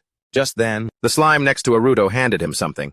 Aruto was stunned, unable to believe the slime had retrieved the antidote. Lion clapped Aruto on the shoulder, calling him a good friend. They immediately gave Magica the antidote. She quickly recovered, apologizing for her carelessness. She admitted that without the pendant that Aruto had given her, she surely wouldn't have survived. However, now, she was ready for the dragon, to see her true abilities. The others urged her not to rush, insisting that Aruto and Lion would handle the dragon and Magica should hide with them. Magica confronted Aruto, declaring that she could still fight. She argued that just Lion would be too much of a burden for Aruto. And then who would finish off the dragon? Lion just stared at Magica. However, Aruto said he understood her point. Then, they decided a strategy meeting was in order. While they strategized, the dragon continued to linger, searching for them. A few seconds later, Lion stepped out to face the dragon, asking what it was looking for, boldly calling it an idiot, and announcing his presence. The dragon immediately charged. Lion realized he needed to distract the monster for 1 minute, while Aruto prepared a trap. He felled a nearby tree, saying out loud that he wasn't as fast as Magica, and couldn't mess with the dragon for long. However, he excelled in strength and stamina. The dragon incinerated the felled tree that Lion threw directly in its path, and continued to charge toward him. Lion then turned to Aruto, asking if he needed more time. Aruto replied that the preparations were almost complete, and he just needed a little more time. Lion bought time for Aruto by throwing a rock at the dragon. The monster dodged it, unwittingly falling right into Aruto's trap. Realizing they had succeeded, Lion unleashed a powerful attack on the trapped dragon. Just then, Magika's voice rang out, yelling at Lion, "Hurry up, or do you want it to charge at me with full force?" Aruto urged everyone, warning that the magic would only hold the dragon for 10 seconds. Beyond that, they would have no chance. Lion prepared to throw Magika, asking, "Is the dwarf ready?" She replied incredulously, "Are you seriously asking me that?" With a mighty throw, Lion launched Magika high, shouting for her to go. Magika used Sparkling Star and Dreamy Fist, attacking the dragon. But it only responded with a stream of fire. As she landed, Magika apologized, explaining that the dragon's reaction was all wrong. The not-so-bright monster had fallen for their trap. Using her magic as bait, they had successfully lured it to look up. Now a fatal weak point was exposed. Delivering the finishing blow depended on Lion, a task his teammates believed he could do. Swinging his brave sword, Lion charged forward, severing the dragon's head. In that moment of triumph, the monster fell, and the group cheered, celebrating their victory, their perfect coordination. Turning to Aruto, Lion eagerly asked, "Can I really call myself a dragon slayer now?" Aruto affirmed, praising his excellent slash. Overjoyed, Lion declared, "I finally got it." How brave it sounds, however. Magika couldn't believe that Aruto had entrusted Lion with the finishing blow. Lion was completely flabbergasted by her comment, wondering if she was seriously trying to pick a fight. Just after Magika frankly admitted that she believed Lion had really done his best this time, and she would count on him if anything else was needed. Lion glanced at Magika, unable to tell if she was praising him or simply being crazy. Naruto just silently watched his comrades. But just then, they all felt a sudden dizziness, unable to understand the cause. Clutching her head, Magika wondered, "Is this really vertigo from leveling up?" No. Naruto then noticed his system reported an 8-level increase, bringing him to level 78. It was a significant jump, as he had only gained 1 level recently, even after killing countless monsters. Naruto embraced his friends. They wondered about this sudden action. He warned that if they passed out now, they risked waking up in a monster's stomach. The next morning, Ru summoned a rock wall to protect them as they collapsed, and Naruto entrusted their safety to Ru. The ever-loyal Ru was ready to obey his master's command. Tonight, the moon shone with an unusually beautiful light. The companions passed out, and the next morning, when they awoke, they were disoriented by the sight before them. A wave of intense heat washed over them, and a blinding red light flashed before their eyes. Opening their eyes, Naruto saw a giant magic stone. A dragon's magic stone. Turning to Ru, Naruto asked if it had really dragged the stone all this way. A tired Ru confirmed it. Praising Ru, Naruto remarked that it had even gathered the magic stone while keeping watch. He hugged Ru, expressing his pride. This made the mascot very happy. Magika looked at Naruto, remarking that she had never seen such a brilliant magic stone. Lion, his eyes glued to it, repeated the question, "Is that really a dragon's magic stone?" As they all stared at it, they were overwhelmed by its sheer beauty. Perhaps if they just presented it, people would believe they had defeated a dragon. Glancing at the massive carcass behind them, Naruto realized this stone was just one of many proofs. Shortly after drawing his blade, Naruto began to cut into the dragon's leg. A confused Lion asked what Naruto was doing. Naruto replied that they couldn't just leave the whole dragon here. Its scales, for example, if sewn into clothing, could create armor capable of deflecting iron swords. Its claws could be forged into razor-thin blades, sharp enough to slice through steel. Even a cloak made from its hide was rumored to be able to resist magical attacks. Pointing to something shiny, Naruto identified it as a rare and valuable part, the dragon's eyeball. It was extremely valuable.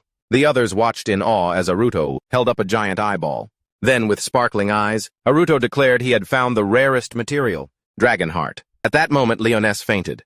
Magika grabbed Aruto's collar, trying to wake Lioness up, surprised that he had collapsed. Magika looked at Aruto and asked what the dragon heart was for. Aruto explained that if left for about 3 years, it would turn into a resurrection potion. Magika then remembered hearing about a similar potion, but didn't know it was made from a dragon's heart. Lioness then clarified that unfortunately, only humans could be resurrected. After meticulously dismantling the dragon, Naruto calculated that the loot was certainly enough to cover their uniform costs. He realized he wouldn't have to worry about money for a while. Turning to Magika, Naruto told her not to spend too much. Magika agreed. Naruto then wondered how to transport the remaining precious materials, not wanting to leave them behind.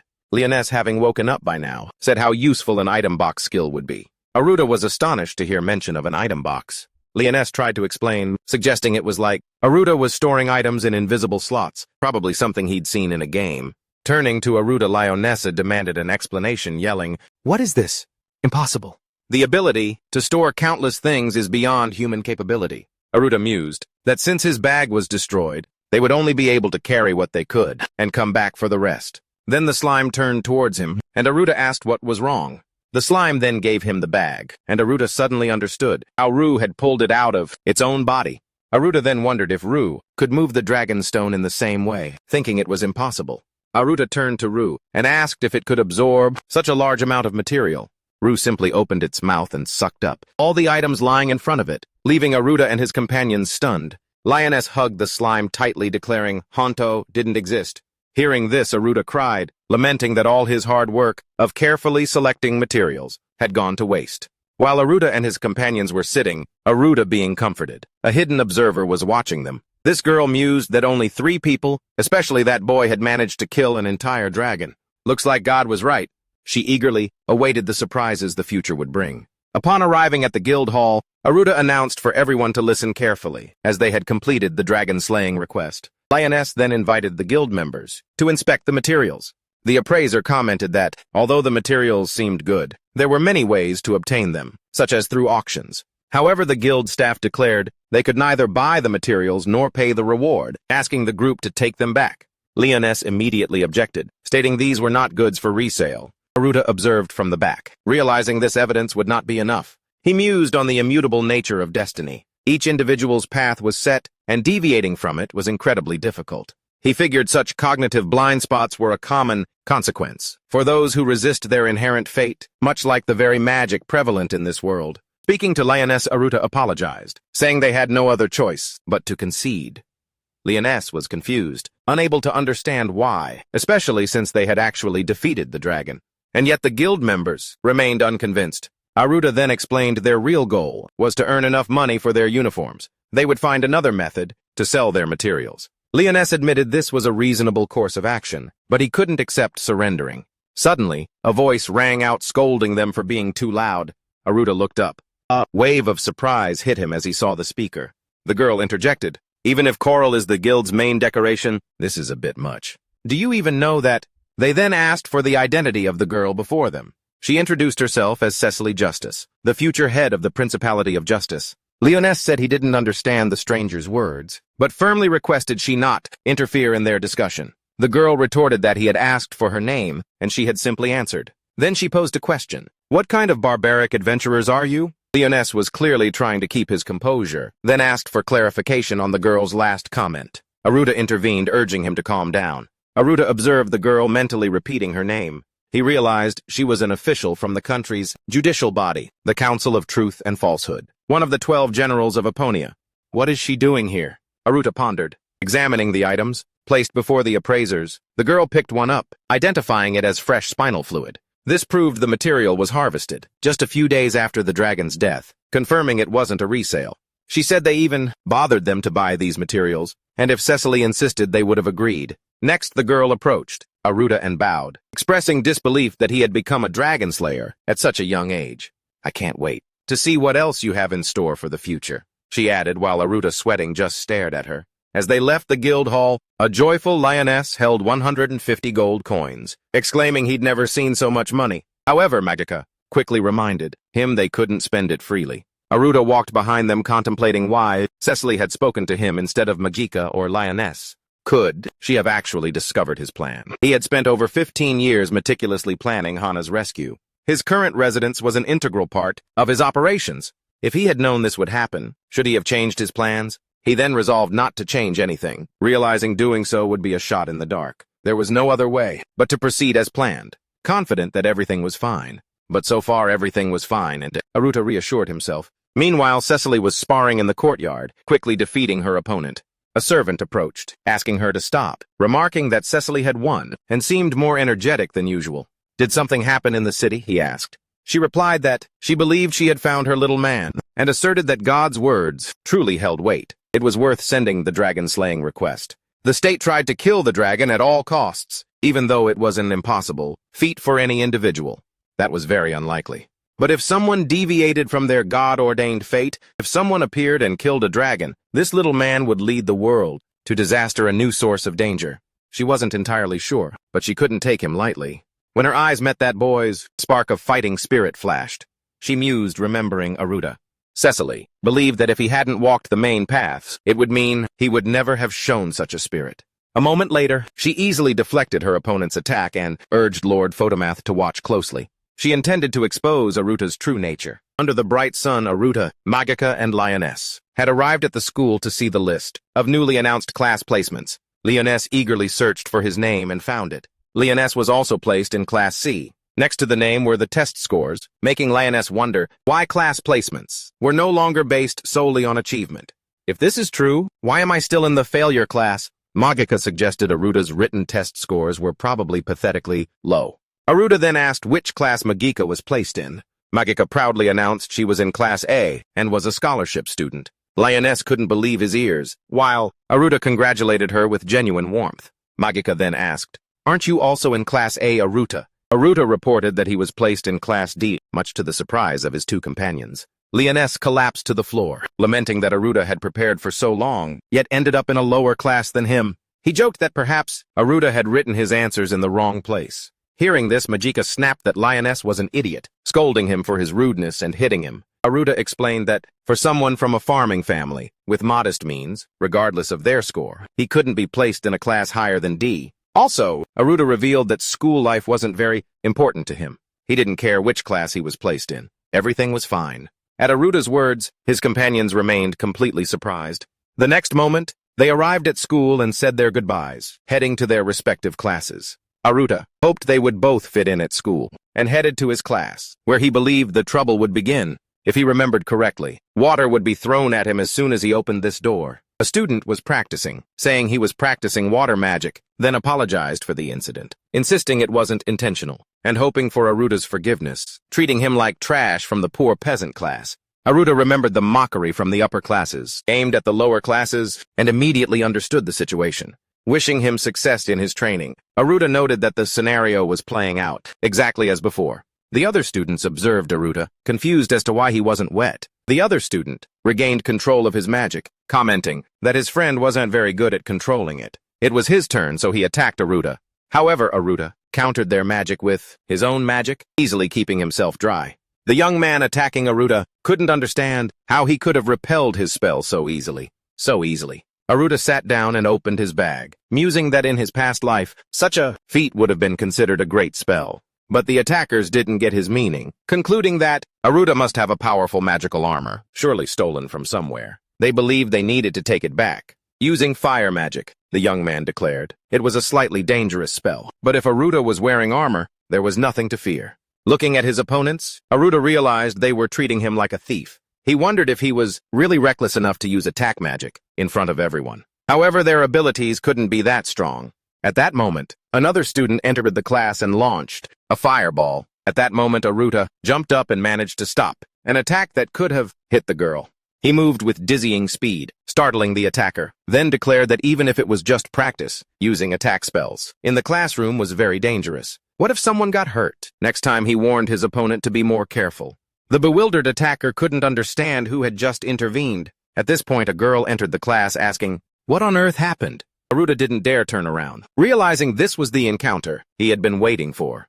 Turning around, he saw Hana standing right in front of him. Approaching Hana, Aruta calmly explained that someone was just practicing magic, reassuring her that everything was fine and not to worry. Aruta's eyes welled up with tears as he thought of the pain he was destined to endure. He couldn't get involved with Hana again. With only 5 years left in his own life, if they rekindled their past love, he knew he would have to abandon her once more. It was better for them to be strangers than to subject her to such torment. Torture. Hana's death was only 4 months away. Aruta left the classroom, reassuring himself that everything was fine. In his mind, he swore to Hana, "I will definitely protect you." When Hana saw Aruta, she couldn't believe her eyes. Her presence at this school, to Hana Colonel, was nothing short of a miracle. The Colonel family was an old and noble family, and high-ranking in the kingdom of Eponia. As the family's heir, high hopes were placed on her. Her parents gave her one of the best teachers in the world, but she seemed incapable of doing anything. The teacher spoke to her parents, declaring that he had never met someone so completely devoid of talent. Hana quietly observed the conversation from behind a door. The teacher then further explained that talent or aptitude was an integral part of human development. Her innate talent was registered at a level of 4, undeniably, but at such a low level, it was impossible to build anything substantial, let alone an excellent foundation. The teacher, though reluctant to upset them, bluntly stated their daughter had no talent. 15 years have passed since then. Just as the teacher predicted, Hana constantly failed. No matter what she tried, she couldn't advance even a single level. Everyone abandoned her, even her own father. Despite the difficulties, Hana fought, managing to enroll in this school. Thanks to some reverse political maneuvering, the school could not let her incompetence become public and tarnish the esteemed name of the Colonel family. Hana believed she needed to be as discreet as possible, holding her breath so as not to be noticed, and never speaking so as not to be known. Her existence had to be erased, to ensure no one mocked her, allowing her to simply be alone. However, upon entering the classroom, she felt an undeniable shift in her life. She remembered a conversation with her mother, who had once spoken of her fiancé. Her mother admitted she didn't know who he was, but assured her that when they met, she would recognize him instinctively, for it was destiny. Upon seeing Aruta, the girl immediately recognized him as her destined fiancé. Aruta was training with a sword when the instructor told the students to swing their weapons, as if they were actually fighting demons. He declared they couldn't just swing their swords randomly. That's the whole point of martial arts training. I'll fail anyone who takes this lightly. Although his tone was harsh, he wasn't entirely serious. While Aruta was swinging a dagger, the teacher abruptly attacked him. Aruta dodged, asking why he had attacked so suddenly. The teacher demanded Aruta's weapon, saying it was too early for him to use it in such a manner. Aruta possessed a dragon fang dagger, a rare weapon crafted from a dragon's tooth. The teacher asked about its origin. Aruta thought to himself that he had forged it after killing a dragon, but knew such a claim would be dismissed as nonsense. The teacher then asserted that Aruta would never improve if he relied solely on his weapon. The teacher declared he would hold on to the dagger until Aruta's skill level increased, then ordered him to hand it over quickly. The other students remarked that if Levante, their teacher, was a high-level adventurer, then Aruta stood no chance. Aruta stood silently, anticipating what would happen next. When the teacher attacked again, he commented on Aruta's slow reaction time, finding it unacceptable that Aruta had not yet surrendered the dagger. Aruta continued to evade, determined not to be defeated. Aruta realized the teacher was truly a high-level practitioner. The teacher observed Aruta's evasions, wondering if Aruta, a mere peasant, was really capable of dodging his attacks. No, Aruta must simply be lucky. He then declared, "All right, let's play a game of tag." Hearing game of tag, Aruta pondered. The teacher then declared that, if Aruta remained untouched until the end of the class, he could keep the dagger. However, Aruta couldn't understand why the teacher coveted it so much. Levante wouldn't simply let Aruta get a head start. The teacher declared that refusal would be considered a loss, offering no quarter, even to a commoner like Aruta. Their game must begin. With a shout, the teacher lunged at Aruta, who deftly dodged his attacks. Despite his bulky frame, Levante moved with surprising speed. Even so, Aruta found him less intimidating than Magika. Meanwhile, the teacher was secretly amazed at how Aruta dodged every blow, attributing it entirely to luck. Unexpectedly, Levante unleashed wind magic, a surprise move for Aruta. The teacher attacked Aruta, believing he had him cornered. However, his blow only hit the wall, leaving him in disbelief, as Aruta had vanished from that spot. Aruta was now right behind Levante, realizing he had narrowly escaped. The teacher was clearly serious, repeatedly using attack magic.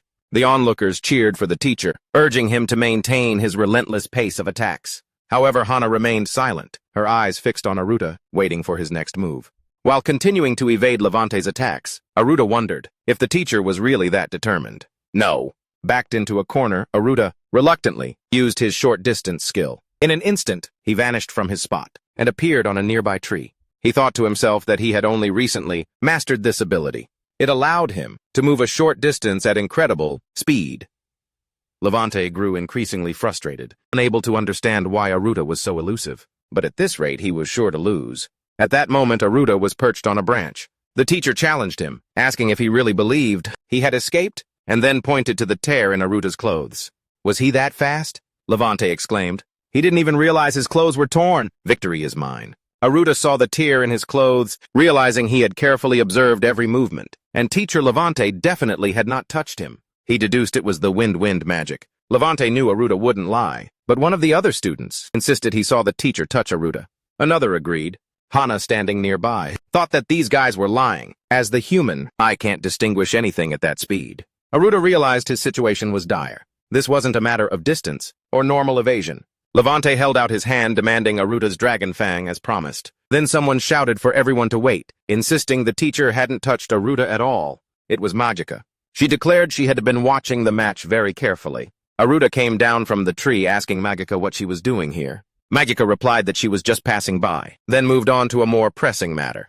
"Is this person really a teacher?" she asked, turning to Levante. Levante looked at the girl, recognizing a significant risk factor. Magika was a national-level threat. Afraid of getting into trouble if he argued with her, he conceded, "I suppose so." Levante acknowledged her unique vision, then turned back to Aruta. He warned that even if it was just a game, if Aruta lost, problems could arise, especially since she was here. Levante then suggested they start over. He then unleashed a wind slash, declaring it proof of his A-rank, adventurer status. He explained it was a high-level technique of infusing mana into his hands, turning them into weapons, and challenged Aruta to try and dodge it. Right after Levante attacked Aruta, believing he had him cornered. This magic not only increased his range, but also launched wind blades around his opponent. Looking at Aruta, Levante saw him as a mere student. If he died, it could easily be explained as an accident during training. Then, he put his will into the attack to shred Aruta to pieces. Aruta focused, acknowledging the piercing sharpness of the wind blades. He was determined to avoid even a single blow from such powerful magic. Aruta skillfully dodged every blade, leaving teacher Levante utterly astonished, thinking it impossible for a weakling of life level 1. However, a nagging doubt remained. Could someone truly defy the expectations of their rank? He rationalized it must be an accident. Maybe I'm not at my best today. Levante tried to reassure himself, yet was plagued by doubt. Levante drew his sword. As a teacher of the school, he couldn't accept losing to Aruta. He charged straight at him, sword in hand. Aruta couldn't believe Levante had drawn a real sword, feeling the situation growing desperate. The class was about to end. If he could just dodge this last attack, victory would be his. At that moment, a few other students wondered how Aruta had dodged the attacks. They believed he must have cheated.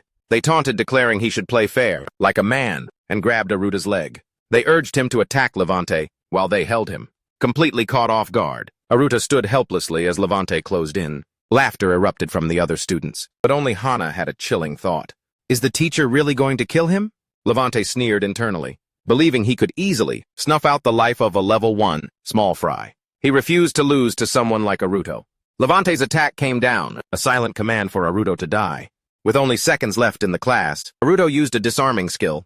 The teacher's sword immediately flew from his hand, leaving him bewildered as to why it had moved on its own. Aruto then used his blink skill, instantly reappearing in a different position, still accompanied by the students holding him back. Following that, Aruto activated gravity and acceleration. The teacher was defeated.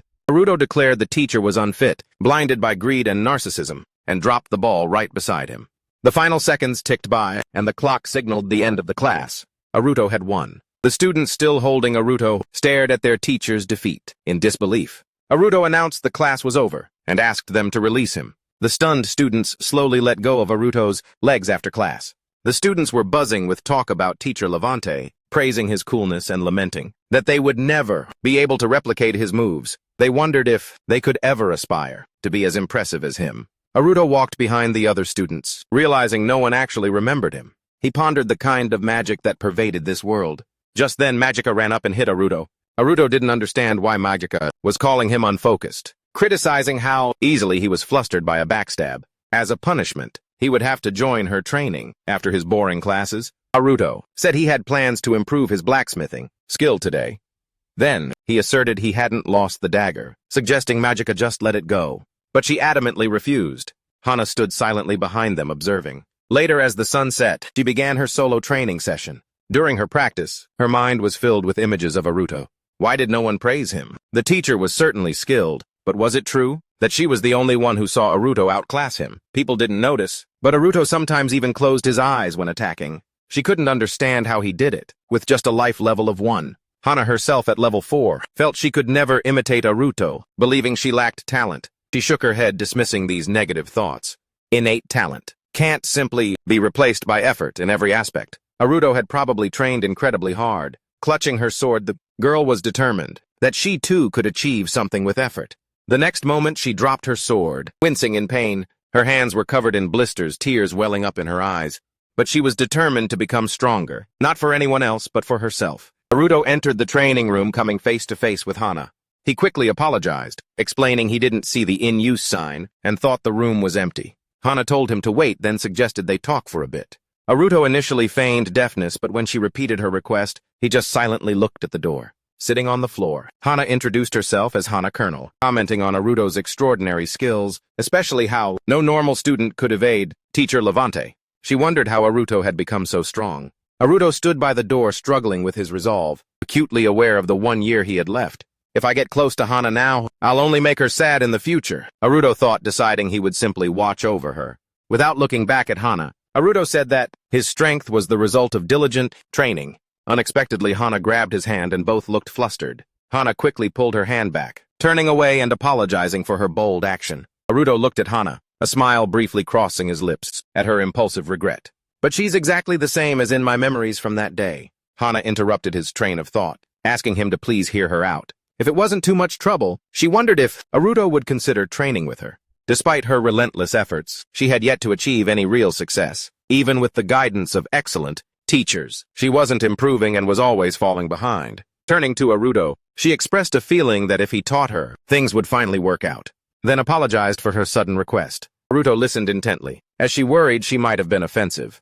He noticed her hands were covered in wounds, and his heart ached. The chance to interact with her was slipping away. He wasn't sure what the best course of action was, but he found himself completely unable to refuse the earnest plea of someone so hard-working and whom he had loved in his past life. Hana, Aruto replied, if you truly wish it, I'll lend my full strength and help to you. Hana beamed, extending her hand to thank Aruto.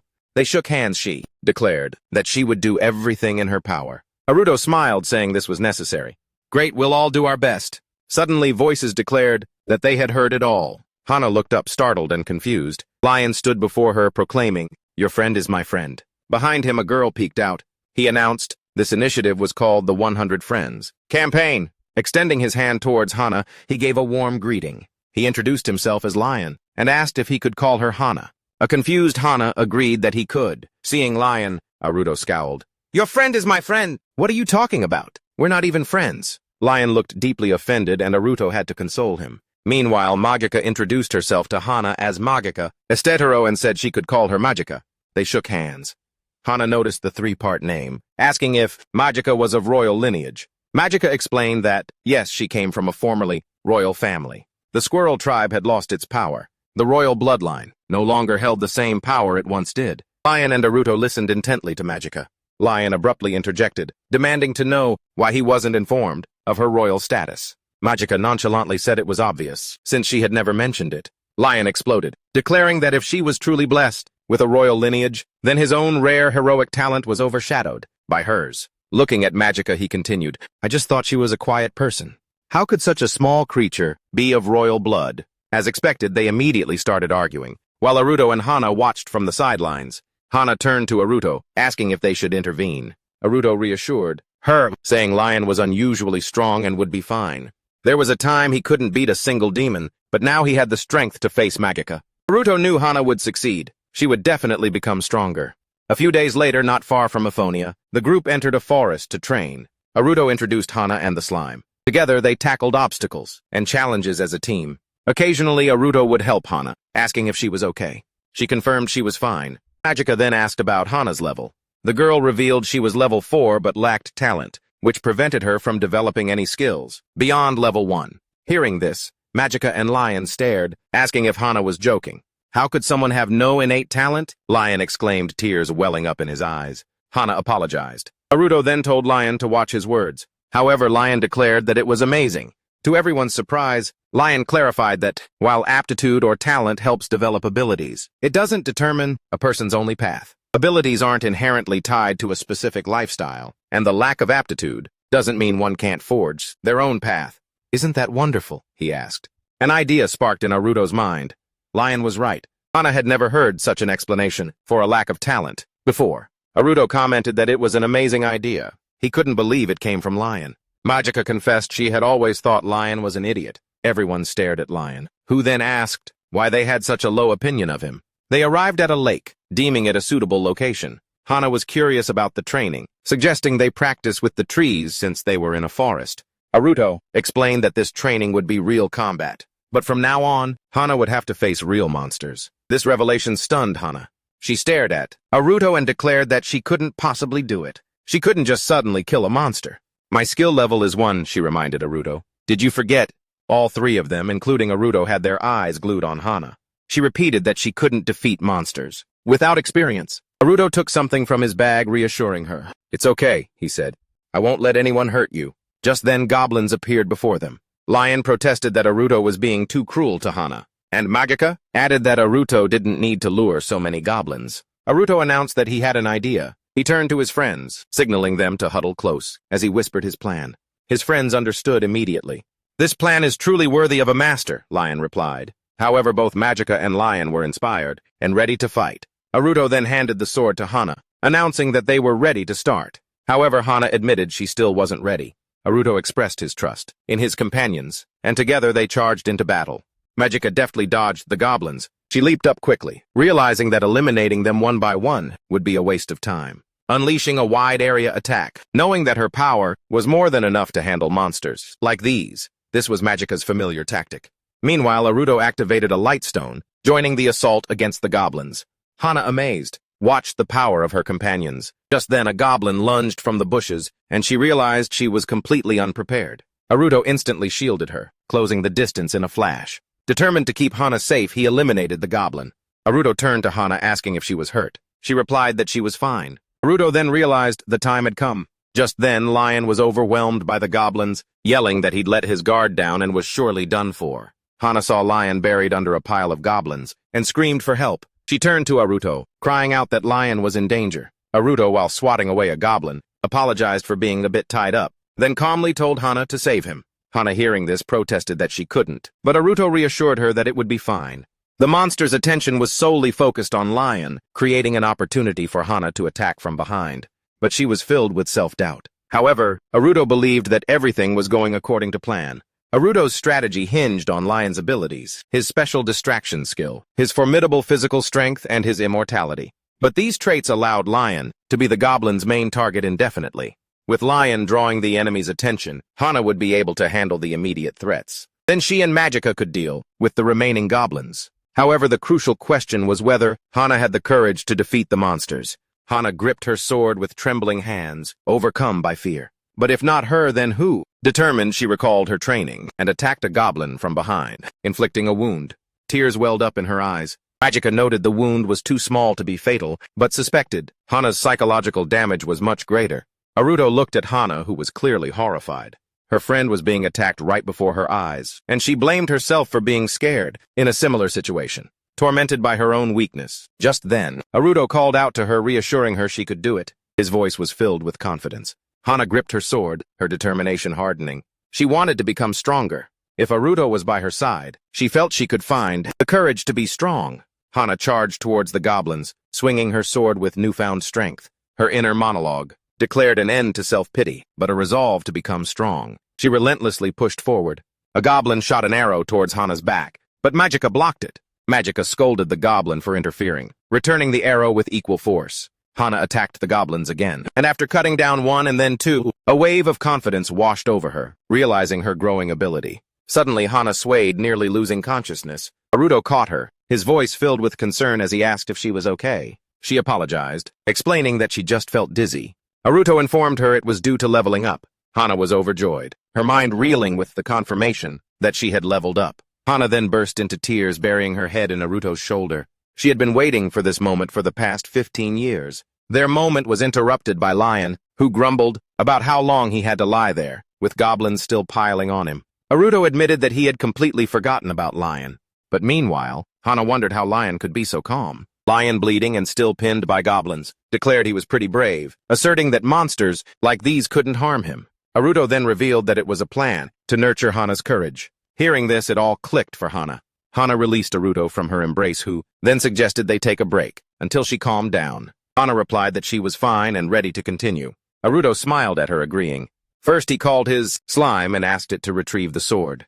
Naruto then presented Hana with this very sword. It was a sword crafted from dragon bone. Naruto explained that the sword was made from dragon bone, and he had specially crafted it for Hana, utilizing his smithing skill. Holding the sword in her hands, Hana thought it was truly beautiful. Behind her, the goblins were ready to attack Hana. Drawing the sword, she attacked them.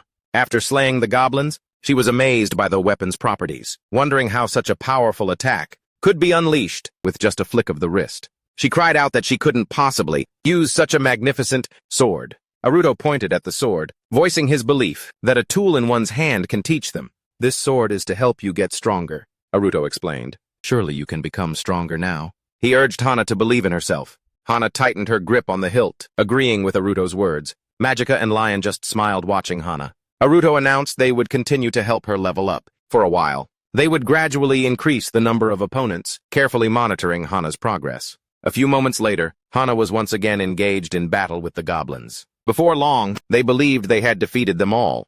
Aruto ran to Hana, praising her for doing a good job, and asking if she was injured. Aruto wondered what level Hana had reached. Checking her status, Hana had Aruto take a look. Aruto then saw that Hana's unique talent had manifested. Her level was 31, and the talent was called Hero Seed. Aruto approached Hana, and seeing her talent Hero Seed, asked Lion if he had ever encountered something like it. Lion asked Aruto back if he himself had ever heard of or seen such a talent. Magica stood behind, them overhearing the mention of Hero Seed, and immediately realized Hana was the one she had been looking for. The world of destiny is ruled by 6 gods. Lago, the god of war. Diatonic, the goddess of life and fertility. Zamatis, the god of craftsmanship. Nis, the weaver of souls and fate. Photimus, the god of justice and order, and the supreme god of the squirrel tribe. And Amano Iloha, the lord of nature. Magica, the princess of the squirrel tribe, was born from the prophecy of Amano Iloha. The 2 oracles had declared that along with the hero, she would change this world. Magica's mission was to find the owner of this heroic talent and become their right hand. 7 years after meeting and working with Aruto, she had finally found a hero. Hana's talent had remained undeveloped. Perhaps it was due to the schemes of the god Photimus. The 6 Photimus cults, with the largest number of followers in the world, held immense power. The kingdom of Aphonia where they stood was under his dominion. Under the guise of justice and order, Photimus relentlessly eliminated anyone who displeased him. Hana's world-changing talent had been suppressed all this time, perhaps because it was a direct threat to Photimus. Observing Hana, Magica realized Aruto had broken this seal. Following Aruto was the right decision. Now they just needed to see if Hana's talent could be nurtured. Just then, Aruto called to Magica asking if she had any ideas, noticing the girl seemed lost in thought. Magica replied that it was nothing unusual. She thought to herself that revealing the truth about Hana's heroic talent now would only add more burden to her. It was still too early. At that moment, Hana returned, apologizing and suggesting they head home as it was already morning. She also worried that her butler would be concerned. Hearing this, Aruto agreed. Hana had leveled up more than enough. Hana then turned to Aruto, saying she had another request. Aruto wondered what she would ask. Then shyly, Hana asked if they could go to her house together. Aruto replied that she would need an explanation for returning so late. Aruto remembered visiting Hana's house after training in his past life. Back then he had injured her, which enraged the butler. He realized they really needed to go together. Turning to Magica and Lion, Aruto asked them to go to the guild hall first and sell the magic stones. Upon arriving, Hana and Aruto gazed at the house. Aruto found it so beautiful that he felt he could admire it forever. Hana asked if Aruto was surprised, explaining that the first head of the Colonel family was one of the founders of the Kingdom of Aphonia. The door opened for them and they entered the mansion. As they walked through the portrait-lined hallway, Hana spoke about her family. All subsequent family members were distinguished, playing many important roles in the country's history. Aruto then asked if she would follow in their footsteps, and she affirmed it. Therefore, her lack of talent was an extremely big problem. Aruto was just silent. The next moment, they entered a room, and Hana asked if Aruto could wait. "I won't be long," she added. Aruto agreed and sat down on the sofa. As Hana went deeper into the room, Aruto said that the butler could come out now. Appearing before Aruto as if from thin air, the butler was surprised to have been detected. He introduced himself as Glenn, the head butler of the House of Colonel. He then addressed Aruto, asking if his assumption that the young man's name was Aruto was correct. Aruto noticed that since the butler was already here and hiding, he probably wanted to talk privately. The butler praised Aruto's sharpness and asked to get straight to the point. "What is your purpose in approaching Hana when there are about 30 other students?" Glenn wanted Aruto to explain why he had chosen Lady Hana. Aruto knew it was no secret that the House of Colonel represented the highest nobility. If he said it was just a coincidence, the butler who saw Aruto as a commoner would never believe him. So Aruto explained that he and Lady Hana, despite her lack of talent, seemed to understand each other. "We have both experienced similar standards of living, knowing what it's like to be a beggar," Aruto further explained. Looking directly at him, Aruto simply replied that he and Hana had similar circumstances. Glenn admitted that it must have been difficult for Aruto. In fact, Glenn remarked, "Lady Hana has started to smile more recently, and it seems that is thanks to Aruto." The butler then thanked Naruto while pouring tea, and proceeded to ask one last question. Glenn asked Naruto how he envisioned his relationship with Lady Hana in the future. Naruto, after having a teacup placed before him, heard the question, remembered the past, and replied that he hoped they could become best friends. The butler fell silent, then turned to Naruto and knocked a cup off the table. He declared, "This cannot be. You are just a commoner." Instantly, the butler held a knife to Naruto's throat. With the blade at Naruto's neck, the butler said that Naruto's desire to befriend a noble was preposterous. Never again. The butler demanded, "Shall you involve yourself with Lady Hana?" Naruto observed the butler, noting the sudden and unusual shift in his demeanor. After their friendly conversation earlier, this sudden hostility mirrored a past event, when Naruto had accidentally injured Hana, and Glenn's rage had erupted. It was as if an unseen force was manipulating him. His emotions stirred up his anger, and he tried to trap Naruto in the same tragic fate he had experienced in his past life. The consequences of Photomiss's overflowing magic on this world. If Naruto remained silent now, history would surely repeat itself. He had to change his destiny. Jumping back from his chair, Naruto confronted the butler, demanding to know why he couldn't contact Hana. The butler sneered, "Don't you understand that a young lady would be considered unworthy if she associated with commoners, especially those of a much lower status? And it's even worse if that individual considers himself her intellectual equal." However, Naruto believed the butler was the one who lacked dignity. He knew Hana had grown considerably stronger during her training, even having the potential to excel in Class D. But what had Glenn really done for her over the past 15 years? The butler vehemently denied this possibility. Naruto retorted, affirming his words were true. Hana remained at level 1 this whole time, and Glenn merely watched over her, without trying to foster any real growth. The main point came then. Naruto declared, disarming the butler. Then, he revealed he had noticed 5 other butlers, hiding in the room using a stealth skill. Taking out a handful of knives, Naruto showed off the weapons he had taken from the hidden butlers. The first butler seemed to be the strongest among them. Naruto said, "But if I can disarm all of them this easily, then their true skill level is clearly not very impressive. And let's see what I'll do if the situation gets out of hand." Naruto then challenged Glenn, asking if his noble dignity could really stop him. Witnessing this, the butler questioned the entire purpose of Naruto's actions. Just then the door opened. Hana entered, apologizing for the wait and offering to show Naruto around the mansion. Noticing Glenn, she asked why he was here. Naruto smiled, saying the butler was entertaining him as a friend. The butler replied that since he and Lady Hana were acquainted, his presence was completely natural. Naruto then expressed his hope they would meet again soon. Bowing to Naruto, the butler also replied, looking forward to their next meeting. They left the room and continued through the mansion. Audio content produced by VB Vin. As Naruto walked behind Hana, he thought that the act of fear was necessary. He reflected on his past life. They had been killed by Gamagan, who had appeared without warning and was unstoppable. If Naruto and Hana had been prepared and fortified their defenses, things might have been different. But they were the only ones who might have survived that tragedy. Naruto realized. Hana turned to Naruto, trying to get his attention. Deep in thought, Naruto just uttered, "Sorry." As Hana opened the door to her room, she remarked that it was strange to see him so distracted.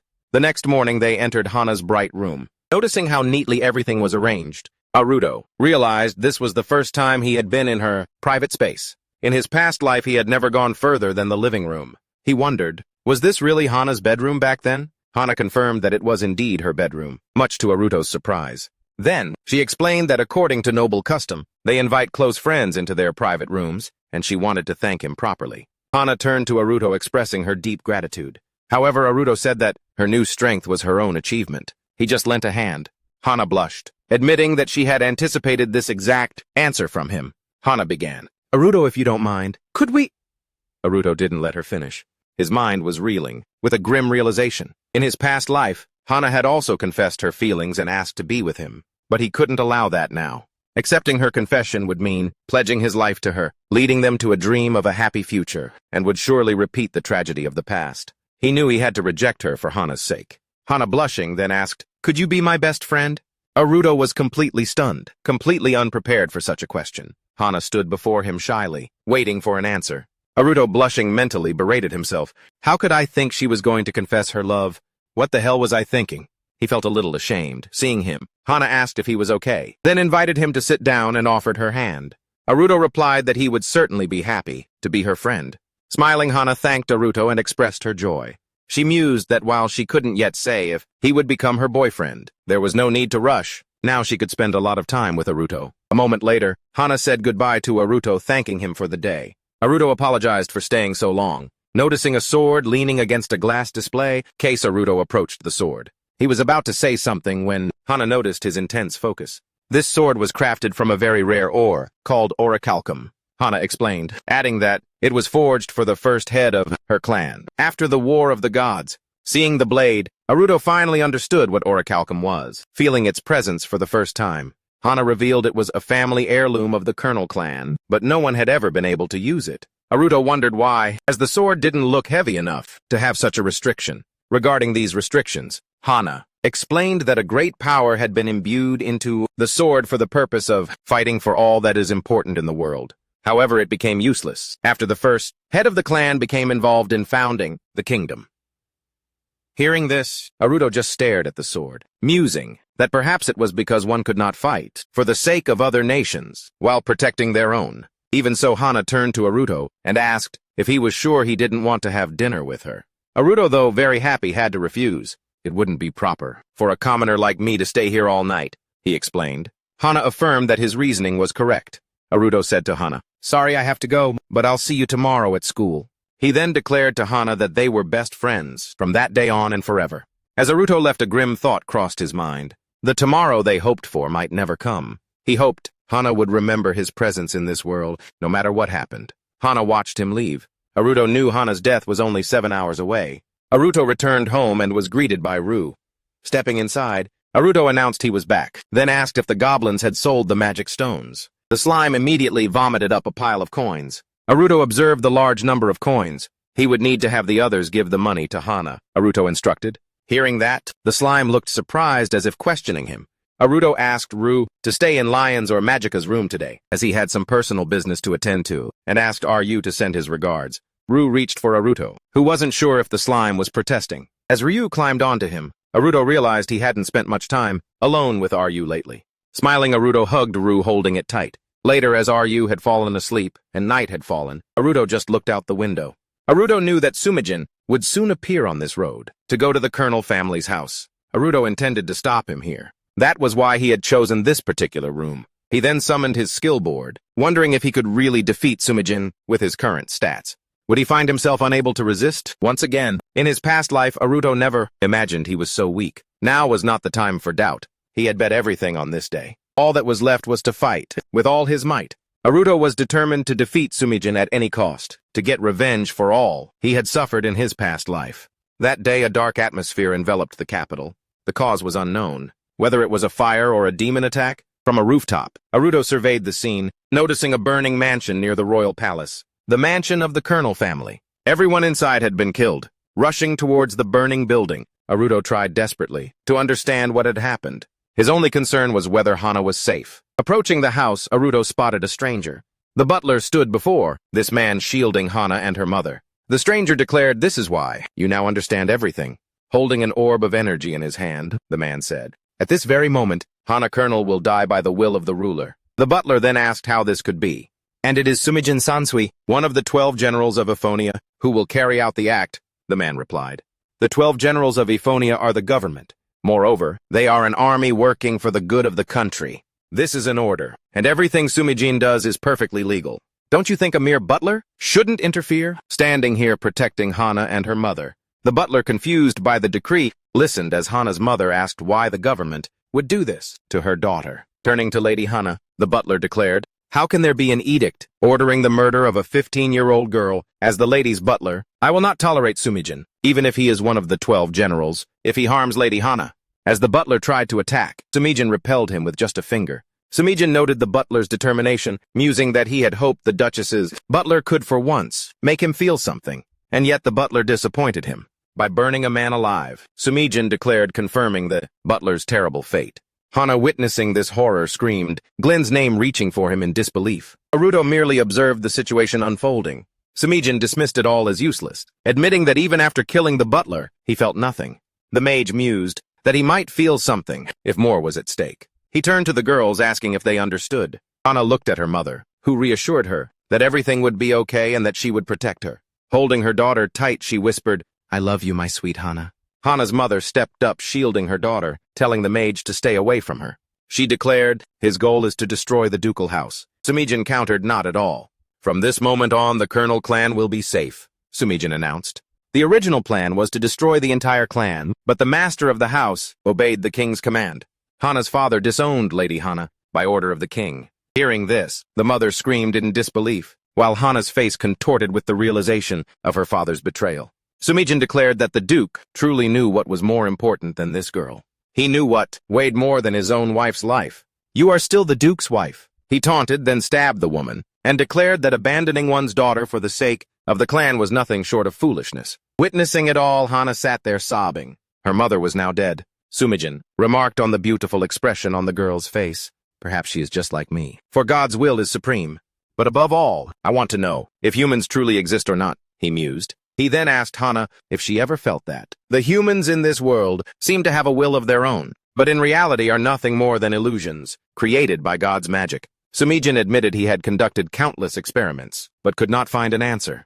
He hoped the girl could tell him if she was an illusion or a human. In tears, Hana asserted that she was a human. Sumijin immediately demanded, "Who gave you permission to speak?" "I am asking your soul," Hana recoiled in fear, and Sumijin seemed to enjoy the expression on her face. It seems that finally, he was beginning to understand something through her. He unleashed a volley of wind blades at Hana, observing her reaction and declaring, "Perfect, this girl is the best." Aruto appeared from his hiding spot demanding, "Release Hana." Sumijin turned upon seeing Aruto, who then found himself unable to move. "What perfect timing," Sumijin remarked. "As for you, young man, it's unbelievable that you have the right to exist." Approaching Aruto, Sumijin stared at him and declared, "You are not worthy of life. You are just a brat. Who dares to interrupt my research? And by doing so you are truly begging for death." Sumijin considered killing Aruto, but then remembered he could not simply take the life of anyone not associated with the Colonel House. Turning to Aruto, he proposed a different approach. A wonderful idea came to his mind, prompting him to conduct an experiment. Aruto would be the observer as he proceeded to kill Lady Hana. Lady Hana's pain, mixed with Aruto's despair, would allow him to truly experience what it means for humans to exist rather than just being illusions. What a wonderful plan, he mused, reaffirming his belief that Sumijin was undeniably a genius. Aruto silently reached out, trying to get to Hana. Sumijin noticed that Aruto couldn't even scream, explaining that this was due to his life class, an immutable law of fate, the will of God itself. He advised Aruto to embrace this concept fully, because being born with only a 2-week lifespan, Aruto could only sit in silence, completely helpless. Aruto desperately wanted to move to beg Sumijin to stop. But Sumijin unleashed his full power on Hana and the girl was killed. But Aruto could only watch, tears streaming down his face. Sumijin then declared the mission complete. He feigned regret, but the mage felt absolutely nothing. Soon after, he casually tossed Aruto aside. He lay there crying, tormented by his failure to save Hana, by his own profound weakness. Sometime later, Hana's body was found under a watermill in a stream on the outskirts of the city. A letter was found, with her suggesting she lacked talent and could not bear to dishonor her clan. The handwriting on the letter was clearly not Hana's, but it was presented as proof that she had orchestrated her own death. Aruto sat by the window, recalling these events and vowing never to let such a tragedy repeat itself. With only 1 hour left until Hana's death, Sumijin appeared on the road, and Aruto immediately charged at him. Sumijin asked who he was, and Aruto introduced himself as just Aruto, a commoner with a first-class life. Sumijin seemed surprised. Aruto then revealed, "You are one of the 12 generals of Ephonia, Lord Sumijin Sansui, aren't you?" The mage replied that if Aruto knew this, he couldn't simply walk away, as he had business to attend to. But Aruto replied that he couldn't, because he was here to put an end to this foolishness. Hearing the word foolishness, Sumijin declared he was only carrying out a royal order. Since Aruto intended to stop him, he would just have to eliminate Aruto. Aruto felt the familiar paralysis. Sumijin had used a subjugation spell, leaving Aruto immobile. The mage struck Aruto with his staff, scolding him. "Get out of the way. How dare you interfere in my affairs? You don't know what you're getting yourself into." Aruto just stared at Sumijin, who couldn't comprehend Aruto's gaze. There was no point in pressing him further, so Sumijin urged Aruto to give up. Throwing Aruto against a wall, Sumijin wiped the sweat from his brow, reflecting on the strangeness of losing his cool. He found it odd how some children could be so stubborn. Just a small touch usually disrupted everything. Just then Aruto appeared before Sumijin, clutching a cactus dagger. Sumijin hadn't anticipated this at all, and then a change in Aruto's display stats showed that his magic resistance had increased. His life class had risen from 1 star to 2. The mage registered Aruto's attack, unable to understand how a child with only a first-class life could have hit him. What exactly is happening? Aruto recalled that during his week of training with Magica and Lion, he had adjusted his life class. The main problem was the enemy's spells, especially the subjugation spell. But he had anticipated that with his current experience, he would soon develop magic resistance. As expected, the subjugation was lifted after a few attacks, and Aruto thought to himself that everything was going according to plan. But Aruto had never imagined that his base state could change. However, he had successfully changed his class, a feat considered impossible by the laws of the world. This must be the power of the creation talent, Aruto mused. Aruto seemed to have just awakened. Observing Aruto from the air, Sumijin wasn't sure what trick Aruto was playing. However, Sumijin informed Aruto that his interference would not change the inevitable outcome. Aruto replied that it was not at all Sumijin's decision to make. Recognizing Aruto's genuine confidence, the mage sneered, "What can a mere nobody like you hope to achieve? By challenging the power of my staff, dodging the blow." Aruto was amazed by how light his body felt. The immense amount of mana he controlled was now incomparable. Confident that he could use any spell, Aruto acknowledged to the mage, "True, I may be a mediocre mage, but I intend to protect my loved ones."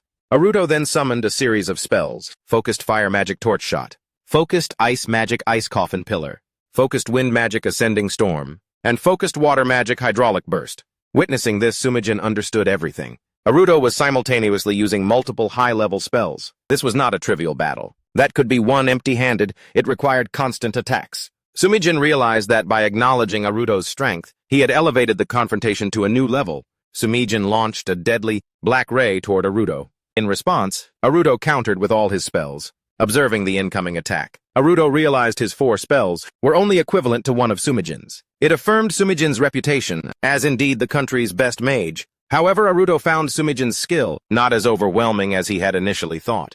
With this level of challenge, he saw a clear chance of victory.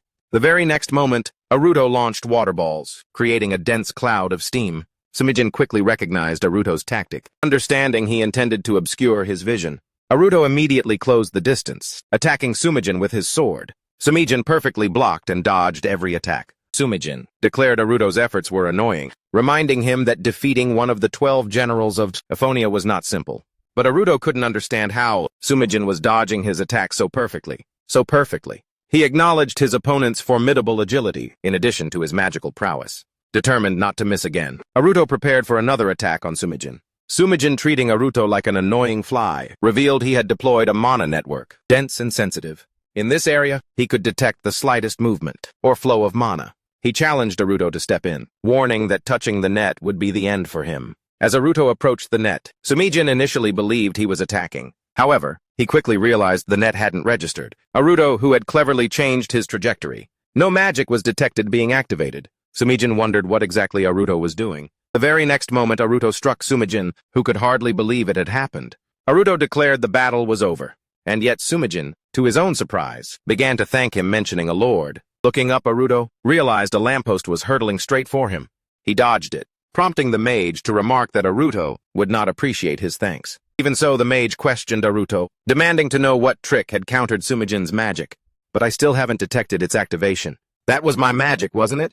Aruto silently confirmed, "This was a trick I prepared specifically for this battle." His plan was to use steam to disorient the mage, forcing him into a narrow space. There was just one final step, and it was no mere accident. If a god had truly intervened, Aruto wouldn't have stood a chance from the start. As Aruto was lost in thought, the mage, receiving no answer, decided that if Aruto wasn't going to answer, it's not really necessary either. Using the oracle of the god Photomus, the mage then declared that his command was to destroy the seed of the hero as soon as possible. However, the appearance of such an obstacle suggests something deeper is at play. Hearing seed of the hero, Aruto wondered why Sumegan knew about this talent. He decided to ask the mage more about it. Sumegan praised Aruto's quick reaction, then asked, "Have you ever heard of the hero's talent?"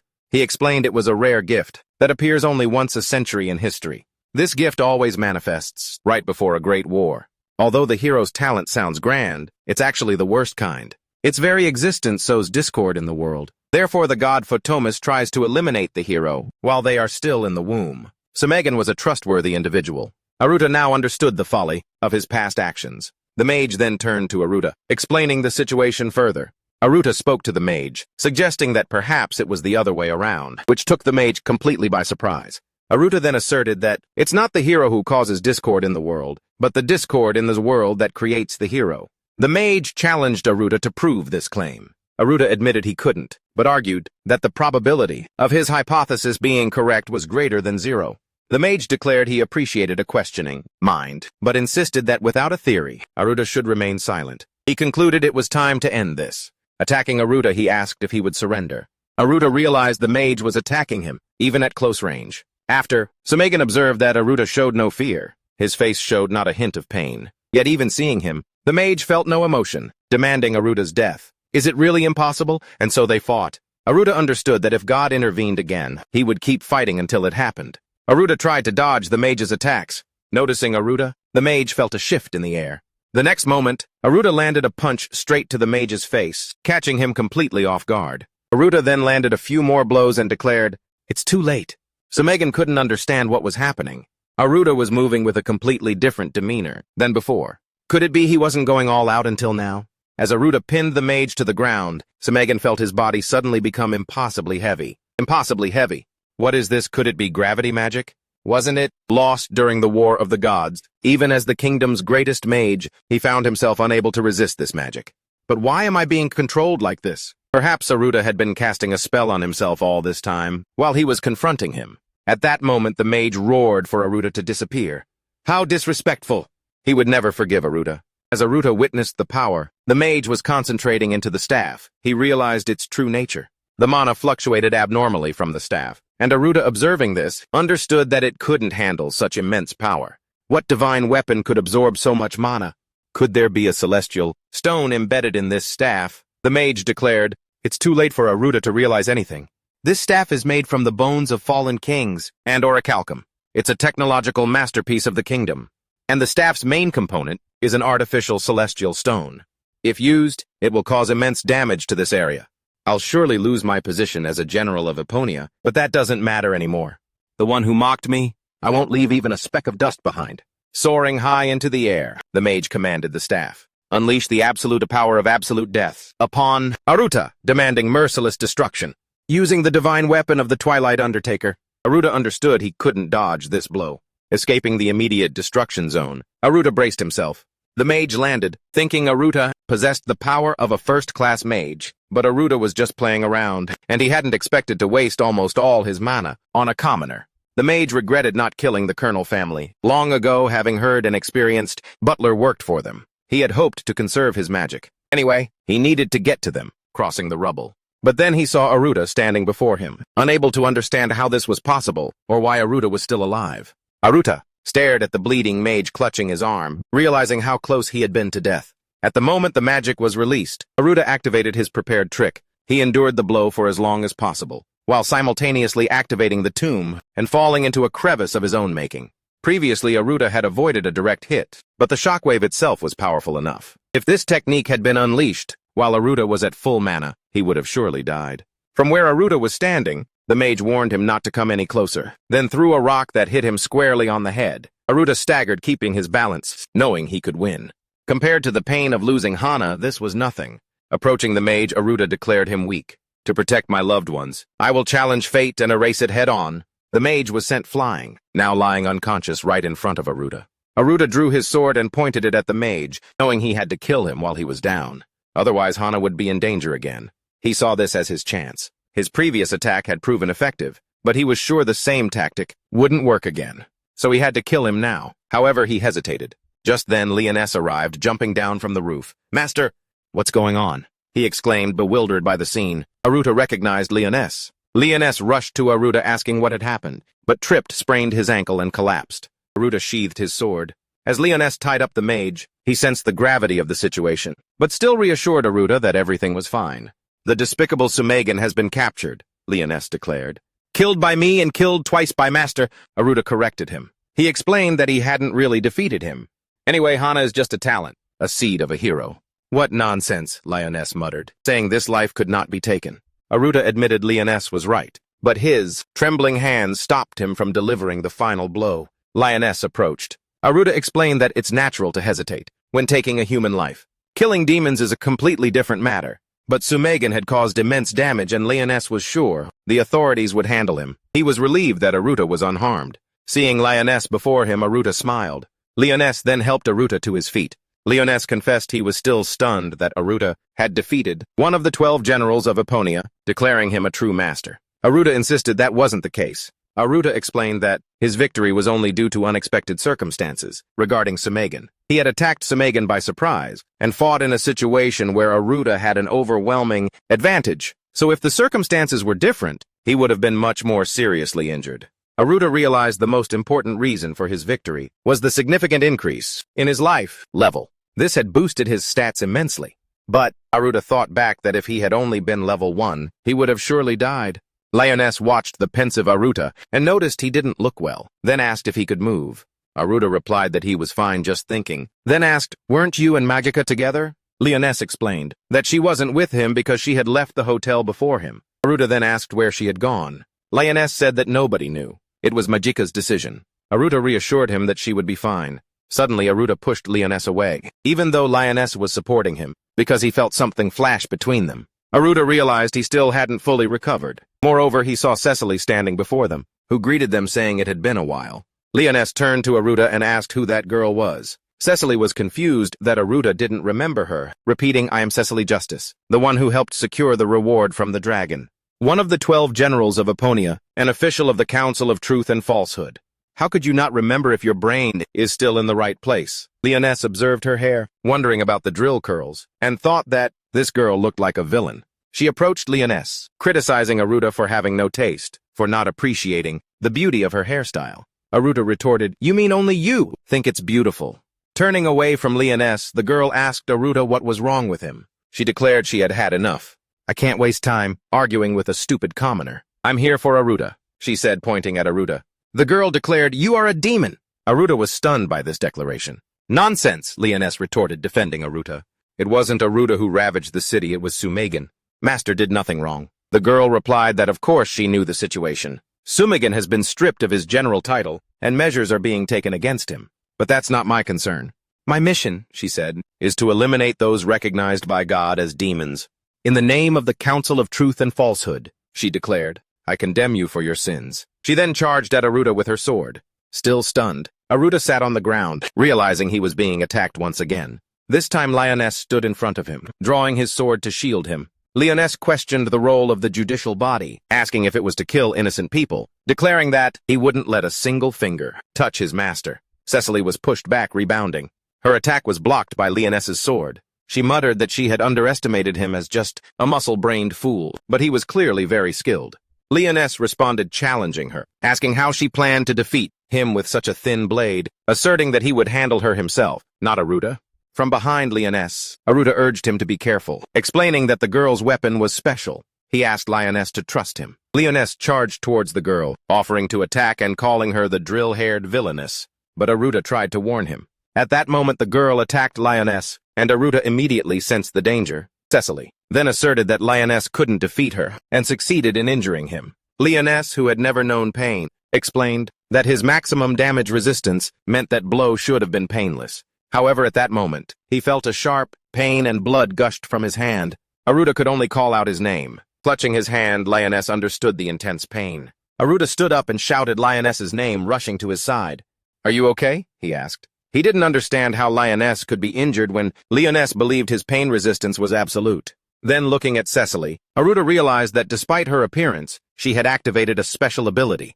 Aruta explained that the sword was an artifact that embodied their belief in absolute justice and belonged to Cecily. But compared to Sumegan and the other 12 generals, Cecily's inherent power was significantly inferior. Aruta even suggested that Lioness possessed greater raw power. Lioness still couldn't understand how that girl had injured him. Aruta clarified that was precisely why they couldn't win.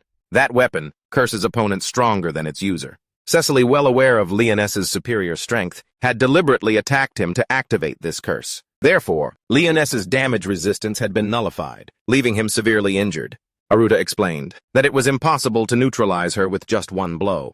He revealed that even a light touch on her hair had a similar destructive effect, and causing too much damage would cost them their own lives. The stronger Aruta became, the more difficult victory would be. The more difficult victory would be. It was thanks to this weapon that Cecily Justice maintained dominance over the 12 generals and Eponia.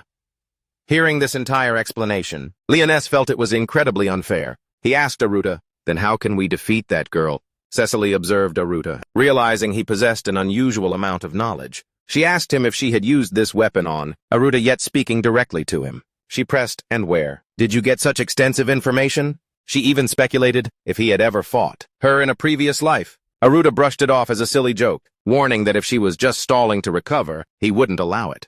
Suddenly an explosion erupted, leaving everyone confused. Seeing the explosion, Aruta realized it originated from the Colonel residence. He then wondered if someone other than Sumegan was attacking them. Aruta turned to Lioness, urging that they must hurry. A moment later, they spotted a blinding light.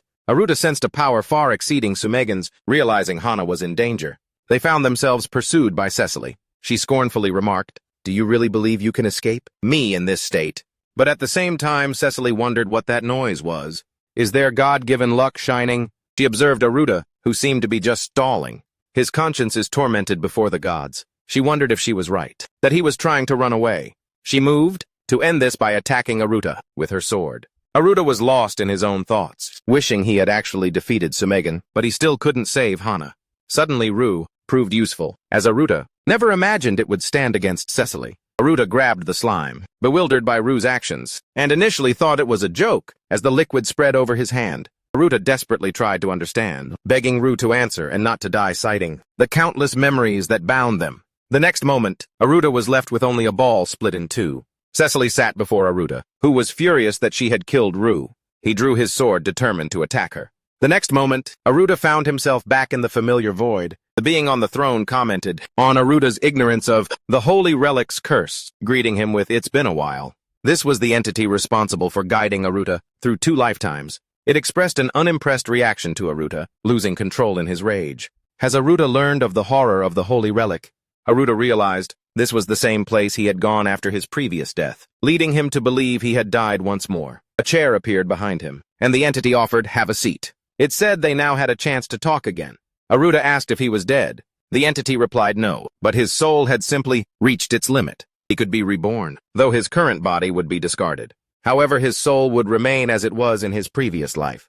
The entity noted that Aruta was living a much harsher life, this time traumatized by Ru's death. Aruta's soul was a millimeter from total annihilation. Aruta asserted that he was already dead. He then demanded to be returned immediately. The entity said that before doing so, it had a question for Aruta. "What will you do when you return to that world?" Aruta declared he would kill Cecily as soon as he returned. "I will avenge Ru." At that moment, a crack opened beneath Aruta.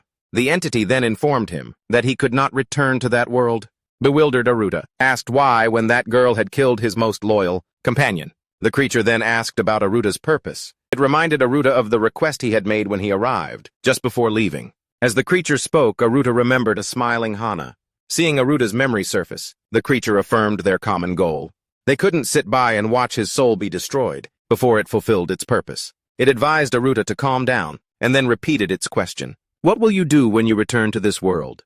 Aruta realized his burning desire for revenge for Ru, but understood that surrendering to emotion would only lead to losing more loved ones. He had started this new life specifically to save Hana. Aruta explained his resolve to the creature, and it confirmed his understanding. By risking your very soul, Aruta aims to save someone dear to him. For this reason, they had led Aruta towards victory. Aruta declared that he would continue their wager, saying there was no possibility of a do-over, until his soul was completely exhausted. The blade stopped just inches from Cecily's face. She stared at Aruta, urging him to wait and calling him a sinner. Aruta mused that his sword was extremely powerful when up against formidable opponents. However, there was also an ability designed to exploit weak opponents. Although using it would curse the user as a backlash. He also reasoned that Cecily should have taken significant damage during the attack on Ru. With a determined gaze, Aruta told her that he had no more time to waste on her. Cecily was clearly taken aback by his declaration.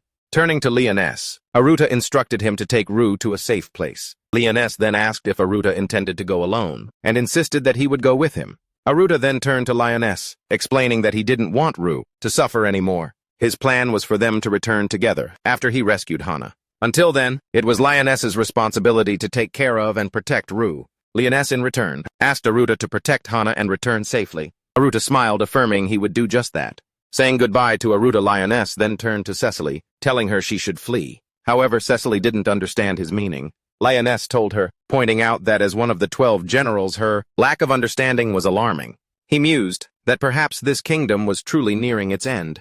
As Lioness spoke, other creatures began to fall from the sky. Magika ran with all her might, sensing Aruta was engaged in battle. She felt his powerful magical energy and guessed he might be fighting Samegan, realizing she needed to help him. At the same time, an alarming presence enveloped the colonel mansion. She wondered if it was the work of the god Photomus. Just today, the god's seed gift has appeared in Hana's life. Magika understood that divine forces were stirring, even before the hero's seed had matured. But she didn't believe that evacuating Hana was necessary yet. Then she witnessed something fall from the sky, blowing up the house. They are the phantoms of the god, and Hana is in grave danger. Entering the house, Magika witnessed the god's phantoms massacring the residents. Instantly, realizing Hana's parents and butler were dead. I won't let them touch the embryo of the god. Magika fought fiercely with the phantoms. Then, she heard Hana's scream from the top floor. Realizing countless phantoms blocked her path, Magika ordered them to clear the way, breaking through them. As she rushed towards Hana, a phantom of the god stood before her, throwing a sword towards Hana. Magika urged Hana to try. Her own sword struck the shadow, and after retrieving it, Magika spoke to the girl, gravely informing her that her parents and all the staff were dead. Magika hugged Hana, blaming herself for being late, but reassured her that everything would be okay. Though Hana burst into tears, Magika swore to protect her, ensuring that the dark shadows would never touch her again. Aruta also rushed into the house with a heavy heart, realizing that everything was happening exactly as before. Defeating Samegan didn't change fate at all. If so, then Hana must be dead, Aruta thought. At that moment, Magika called to him with Hana standing safely behind her. Aruta felt immense relief that Magika had saved the girl. Speaking to them, he asked if they were hurt. Magika interrupted, him saying the explanations could wait, and urged them to listen carefully. What appeared in the sky are the shadows of the god, and now something bigger, stronger will appear. There's almost no time left. At that moment, Aruta saw another entity descend from the sky. At first he thought it was a demon, but then he realized he couldn't believe his eyes at what stood before him. A feeling similar to fighting a demon was amplified into an even greater power. If demons arise spontaneously, then this was an entity deliberately created by a god. It was a divine demon. Aruta then began to remove the hack he had set up during the battle with Samegan. He understood that this would neutralize a portion of the magic, thanks to his newly acquired resistance ability. With this difference, Aruta felt he could act. He told Hana to just stay still, as he could now fight effectively with his unsheathed blade. At that moment, the demon charged to attack Aruta. Aruta realized her speed was immense. As he engaged the demon with his blade, the weapon shattered under the attack. The dragon fang dagger is harder than mithril. How could it break? Aruta wondered, dodging the girl's relentless attacks. Magika had intervened against the demon, and Aruta thanked her. The girl warned him to be on guard, as even she struggled to keep up with their enemy. The divine weapon she carried showed she was a heavy-hitting warrior, but her agility rivaled Magika's, a trait of the squirrel tribe. She was a creation of God. Realizing the gravity of the situation, Aruta understood they needed to split up. He instructed Magika to take the vanguard, while he provided support from the rear. Magika nodded, understanding the plan, and launched an attack. Magika, whose speed could match their opponents, would engage her head-on. As the two girls fought, Aruto seized the opportunity to use a small lightning bolt to target the demon. In sync with Aruto's move, Magika, fully understanding their tactic, unleashed a barrage of attacks. Aruto controlled the beams of light, positioning them to follow Magika's movements. As she dodged the enemy's attacks, they struck the demon squarely in the back. The demon noticed the strike. The damage was minor but undeniably effective. Suddenly the girl's wings began to glow with an enhanced radiance, confusing Aruto. The very next moment, she attacked him with a barrage of feathers from her wings. Aruto realized their sheer number made evasion impossible. The razor-sharp feathers slashed at him from all directions. He decided to activate his hacking skill, but at that crucial moment, his skill failed to activate. A feather pierced through his chest, sending Aruto flying backward, crashing into a nearby house of the Colonel family. Magika screamed his name, calling out, "Aruto!" Aruto lay on the ground, motionless. A feather was lodged directly in his heart.